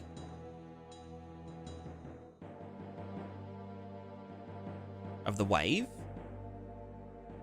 then divide that amplitude by 200, power, saturate, multiply that by a peak mask, which is right here. I guess that's the bit that I... What do you want, boy cat? You little sucker? Maybe he wants to go out. Then that's the output foam trial mask, and that's what gets summed together. So if we actually look at it here for the ocean waves, we go to here, we have the cosine output, this guy, but I need to add contrast to it first. So, offset, multiply. What do you want, boy cat? You're such a little prick. And then that gets saturated, and then multiply. It shouldn't. No, it does matter. Oh, actually, hold on. Does it? Yeah, it is limited. Okay, and so they all get summed together without, you know, interferences and whatever. So now, where the fuck am I? Where's the Niagara? There it is. So we do this. That should be working identical to the material.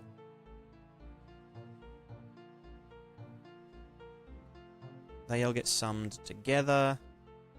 And so in the ocean dude,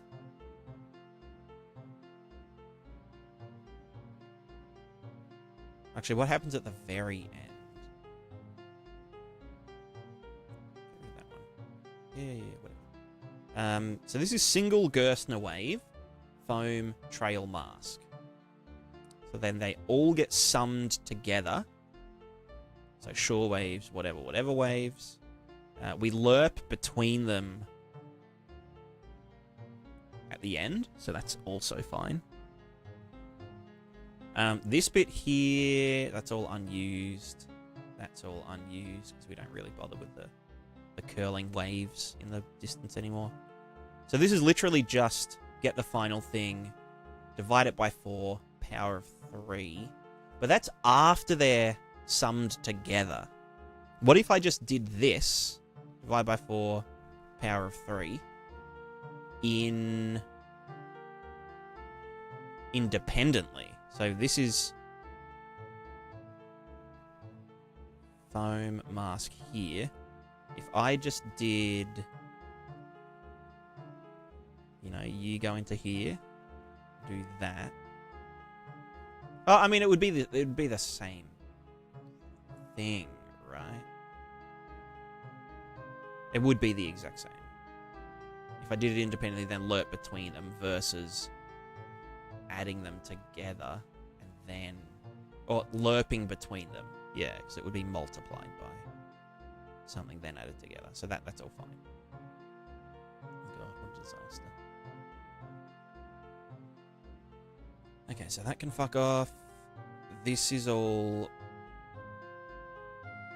fine. Yes. So then in here, we divide by 4, saturate, and then power of 3. What those numbers mean? I don't fucking know. I mean, I know exactly what they're doing. It's just a joke. But it is all just very arbitrary.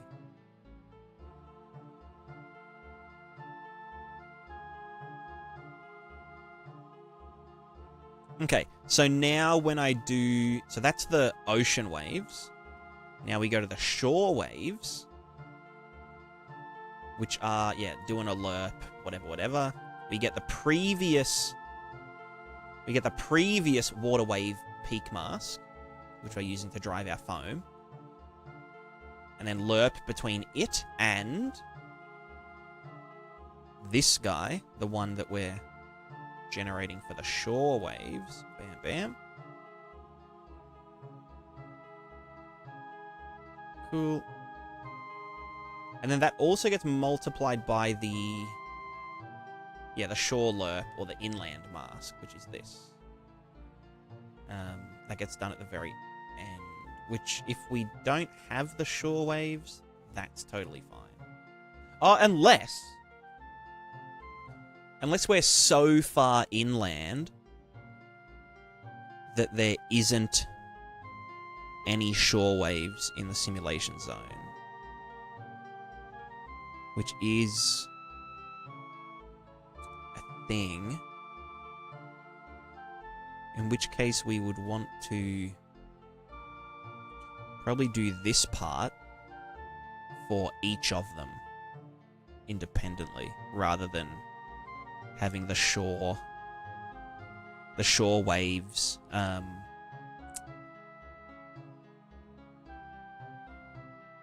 handling the logic there. So let's actually just do water wave shore data. Let's do it independently. The lerps are fine. It's just the multiply that really I should be doing over here. And I'd also have to do it for the WPO. It's technically not as efficient to do it this way, but it makes it more it means I can turn off parts of the system in the future when they're not needed. Like when they don't need to be running. Which is kind of like one of the things about shaders and shit. That's like one of the weaknesses of my plugin.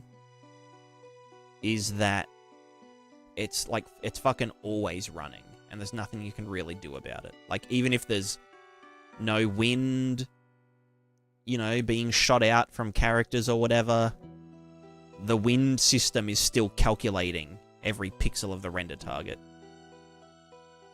Because, like, there's no way to know, you know, if I shot some wind and the wind is still flowing around and doing its thing, like, you can't query that and turn it off after that, you know, thing has happened.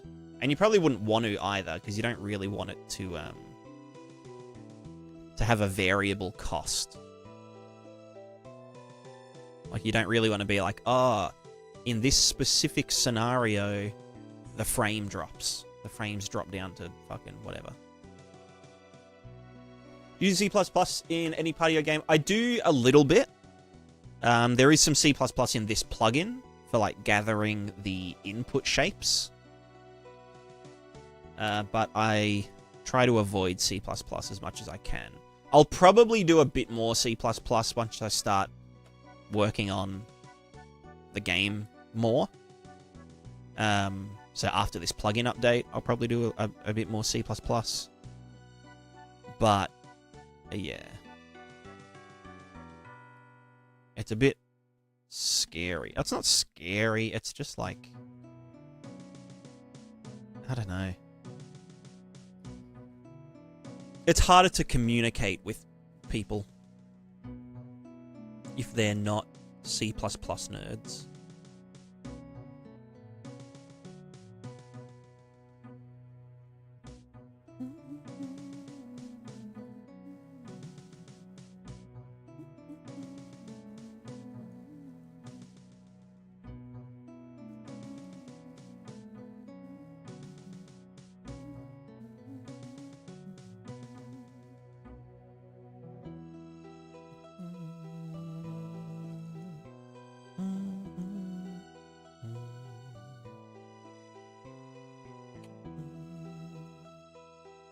So we want to do that here independently and here independently. Can this all just, this can go below the line.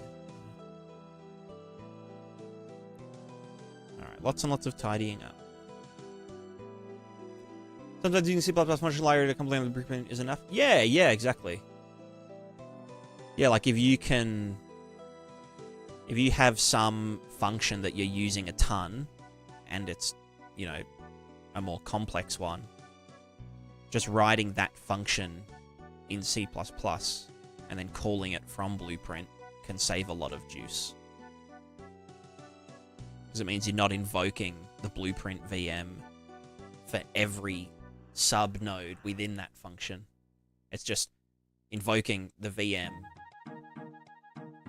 on that function and then, yeah.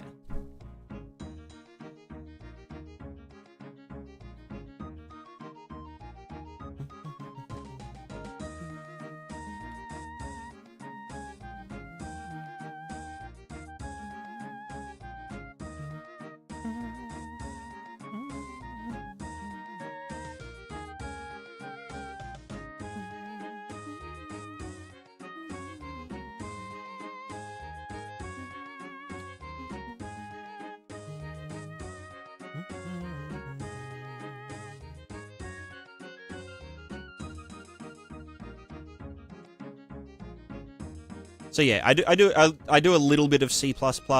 Usually I have people helping me with C++ stuff. Like Sov did the C++ in the plugin. Boy, okay, what are you doing? You want to go outside, you little shit. Let me just let these damn cats out. One sec. They want to go eat rabbits. BRB. Also, yeah, feel free to keep asking your question, Rod. But I'll answer when I get back.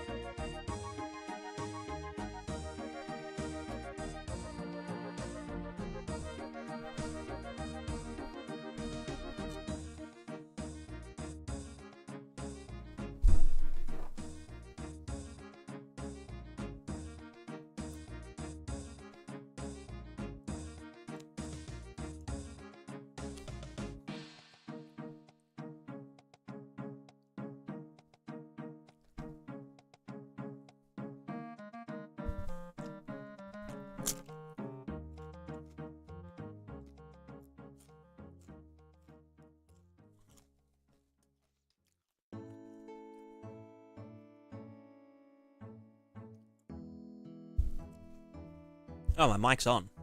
One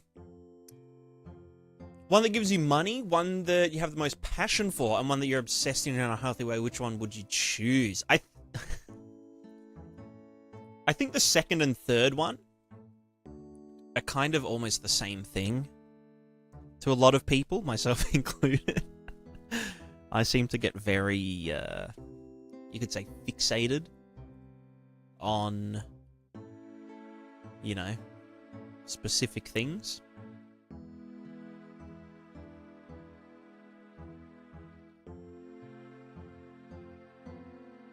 Does that not multiply by the length? I'll do that in later. One that gives you money. Well, okay, if the first one is guaranteed to give money, like if it's a hunt, like, well, no, I guess at that point then it's just like having a job, you know.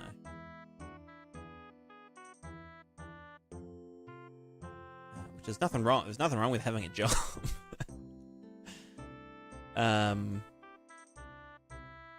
I would.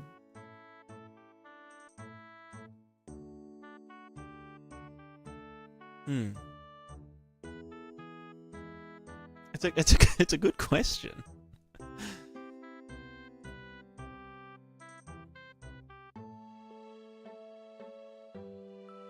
But yeah, I guess if you got the money, you could then do the other two.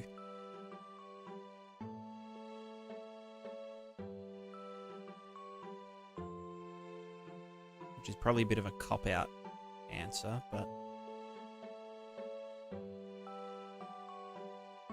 Well, you're playing just a few days ago, and it's great using so many things. Hell yeah!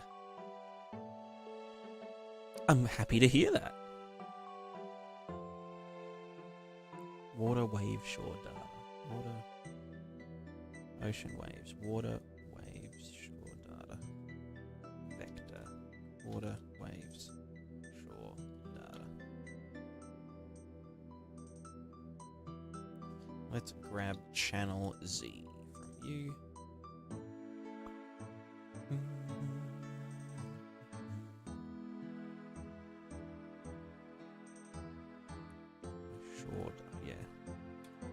Remap it to our little magic number doodad.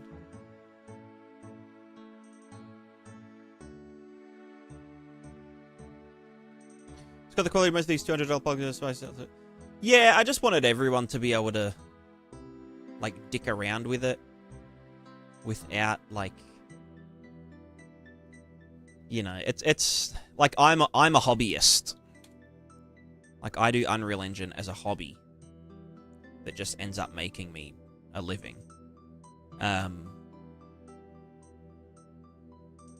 But, like, I'm not gonna fucking shell out $200 for a plugin that I might use.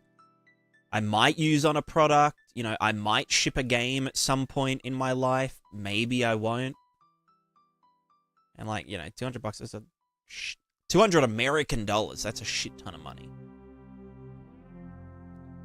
So I just kind of wanted, you know, I wanted it to be a low risk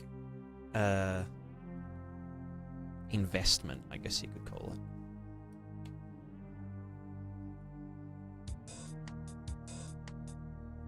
For hobbyists and people that are learning, but they still want their project to look nice, or people that just want to learn about Niagara and whatnot.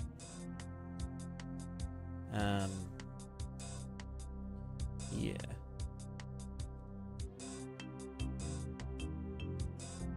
That's sort of my dealio with it. That's why it's cheap.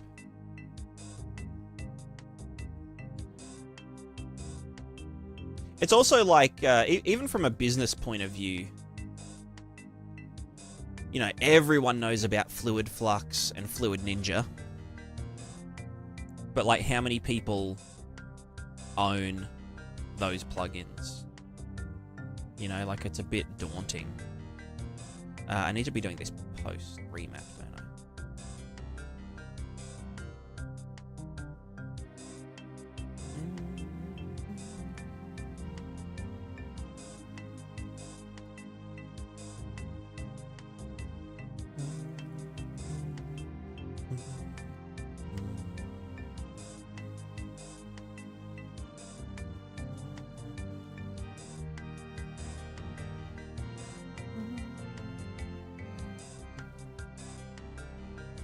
should probably lower the distance on that.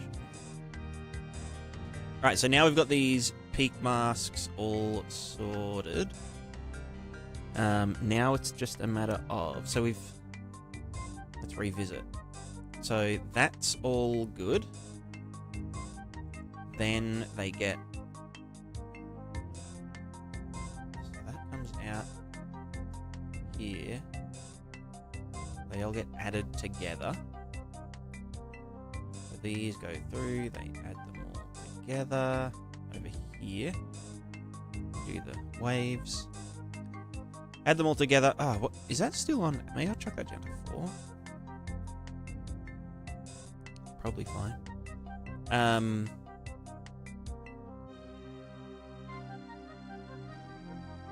Oh no, but that's going to do the first 4.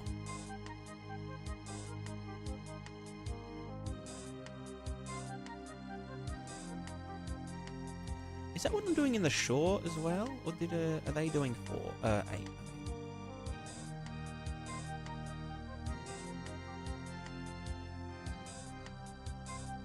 They're doing 4. Well, I guess the fallback is doing... Yeah, now we're getting fucky. Nuts.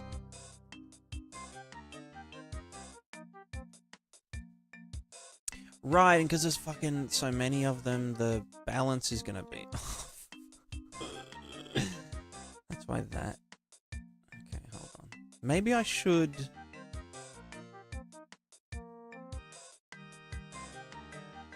So in here, when I'm adding them together, I'm doing every second one. And in here, I'm doing every second one. Adding them together. Because the time distortions are...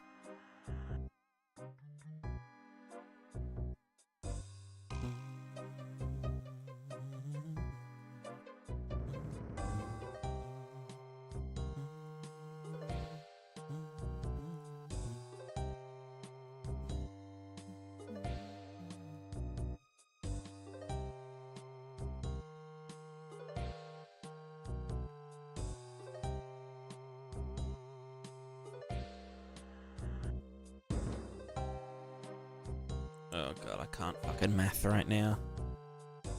So that was...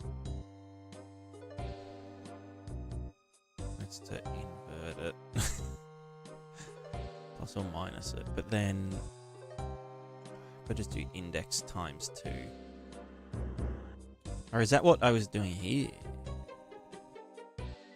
Index times 2 truncate mod. That would mean every second one.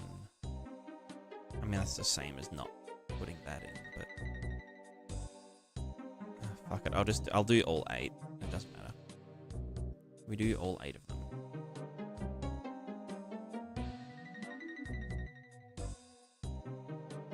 Is it even needed, though? Do we really need that many fucking wavelengths overlapping?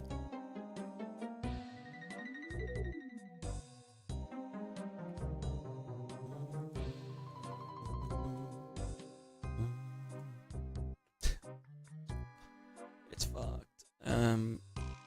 You know what? I think let's just keep it at 4. And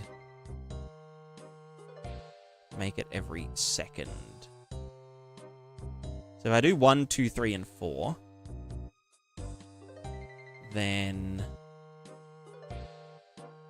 show waves.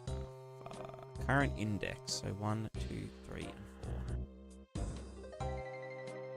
Although that has 0 as well. So if I wanted to do every second one, so I wanted 0 to be 0.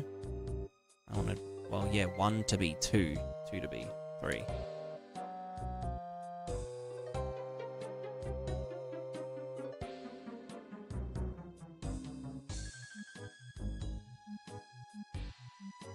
Sorry, 2 to be 4.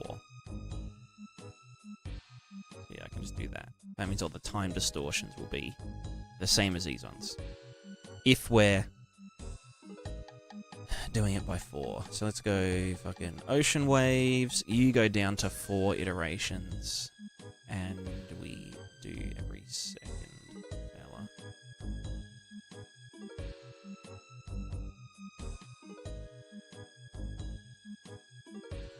Yeah, so they're a lot simpler now. That means it does match up perfectly as well. Okay, let's get back to the actual shit we were doing.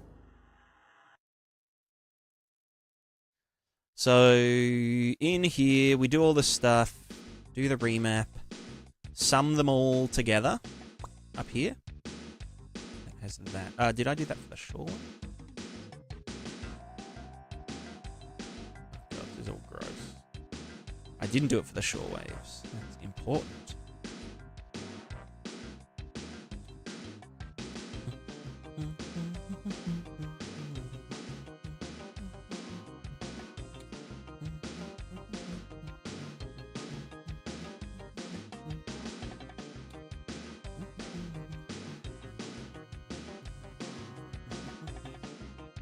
Sum all the shore waves together into those temp variables. The peak mask comes out. We do the fucking remap, whatever. Multiply it by the shore lerp. Well, not even shore lerp, the inland mask.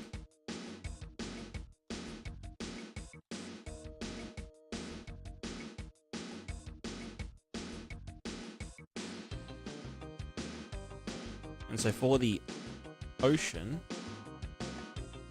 that is also, so we get the final stuff, remap it, then multiply it by the inland mask.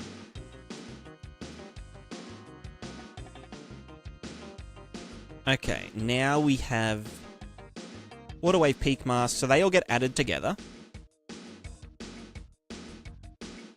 Also in here, water wave peak mask. This whole bit here, masking it out by the, the land and whatever. This should be getting done in a separate module, where we say this is what stops it from, doing stuff in here. But for now, I just can't be fucked. So whatever. Let's just check that out there now. So then in here, we're getting the peak mask. That already is thingoed.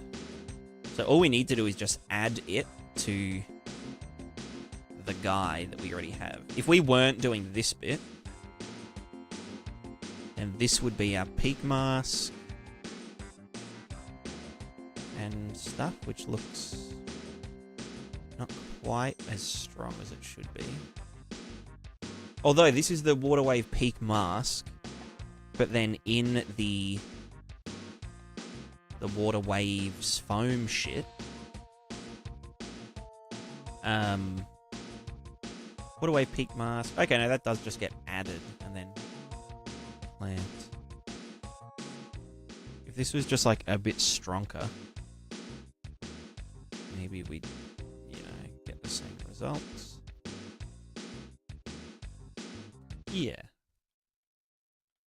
Although the trails aren't, trailing properly.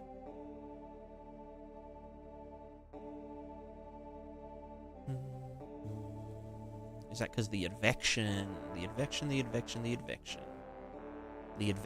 projection? The advection shouldn't be... What do I... Peak mask... Where do I... Oh no, that's in the foam.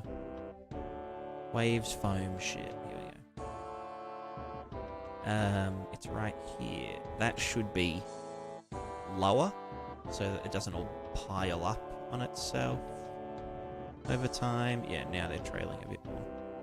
Still a little bit too soft.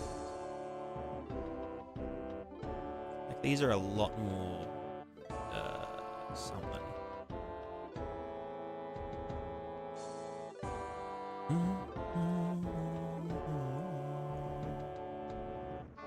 Could be that they're not, or that it's fading out too quickly.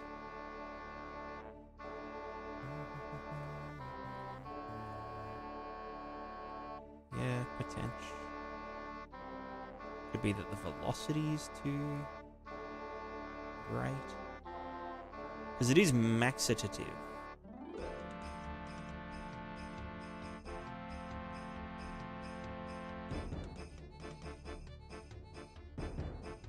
Yeah, like we do want it to blur out behind it. The other thing I could do is calculate the trail masks and use that as well, but it kind of defeats the purpose of it being a render target and shit. I guess once I start adding in the Omni waves, it'll be different, so maybe this is fine for now. Also, I don't know why these ones are going so extreme in the in the yellow zone, but not the blue zone.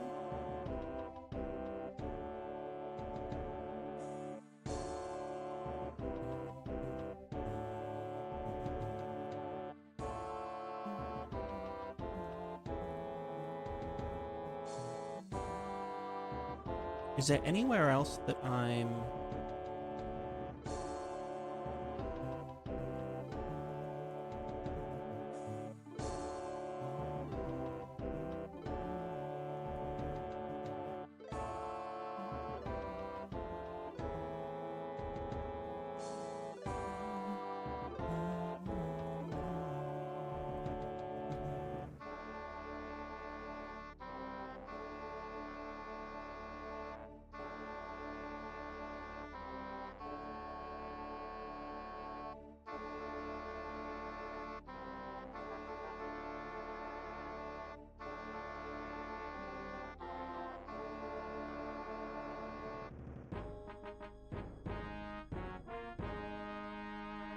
How can I get this to be softer? Like a softer fall off. Oh, I could just fucking, instead of doing this contrast like that, just like power it down. Power that MF down.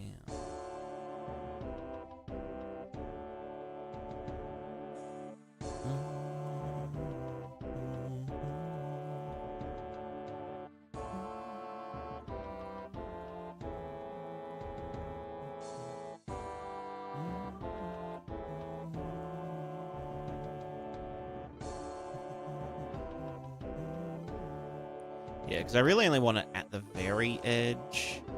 Don't know how that's going to look with less fucked up waves, though. Let's go down to 05.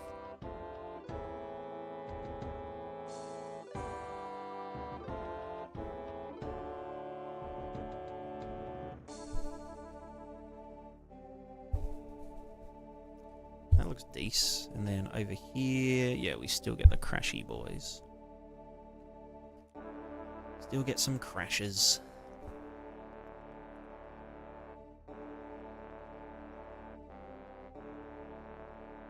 Not too bad. I think the fade out could be its original. Thingo. Yeah. Okay, that looks pretty similar at 0.5.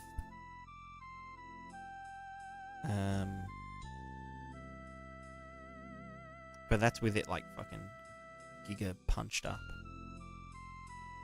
That plus short.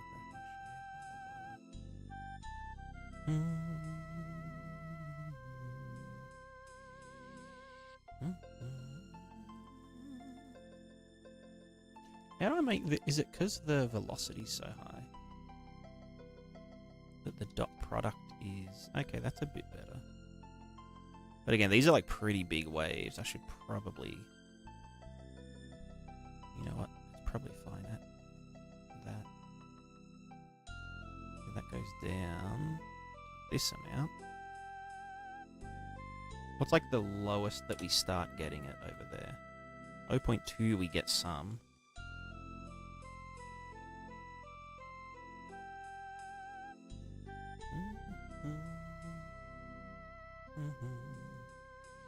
Maybe this was fine.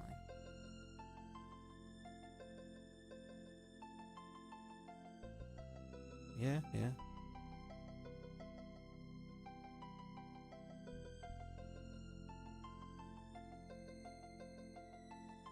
Try creating anything with Unreal's PCG graph system. We'll find me to get the hang of it. I've dicked around with it when it first came out. but I haven't touched it since. But I am planning on using it a fair bit in my stuff.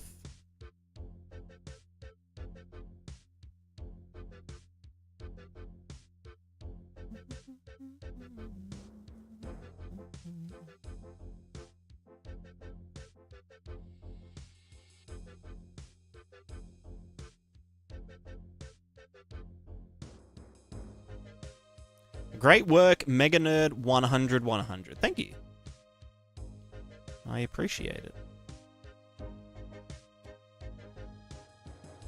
Okay, so yeah, this is working decently well. Speaking as a nerd myself, we're all nerds here.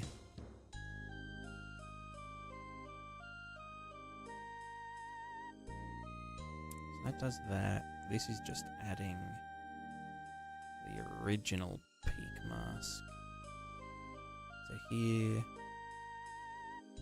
that should then be adding the Omni waves. Omni waves here.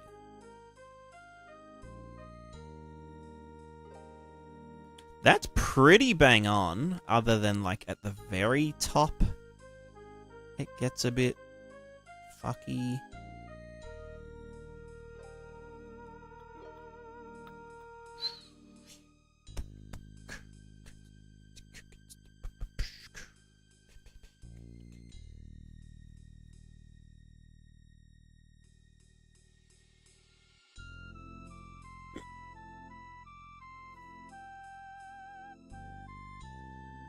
But it's only at the very, very top that it starts to get a bit too intense. Is it maybe just because of that here? Is there a way we can buy the water after you finish it? Yes, the Prismatiscape plugin.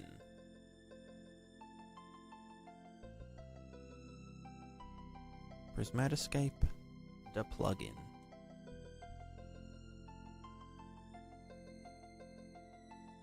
Well, that's pretty much there. Let's give it a bit more body. Alright. And so that's all doing its stuff.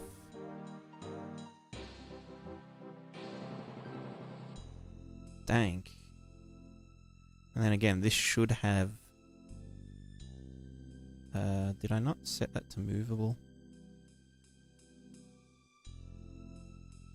So I set one of these cliffs to be movable. Ah, fuck it, whatever. I was gonna get a, do I have any boats? Boat models? I might have some on the marketplace, but... who cares?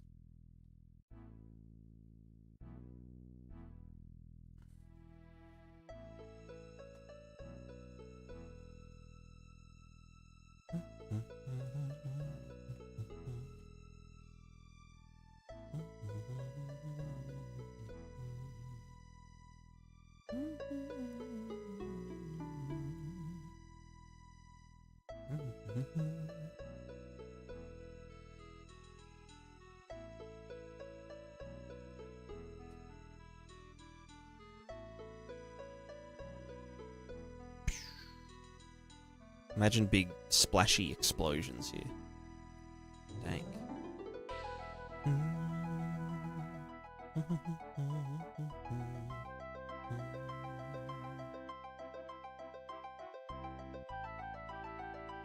Yeah, I don't think the peaks are obvious enough over, like, you know. Maybe it's just because the Omni waves are so fucking dank.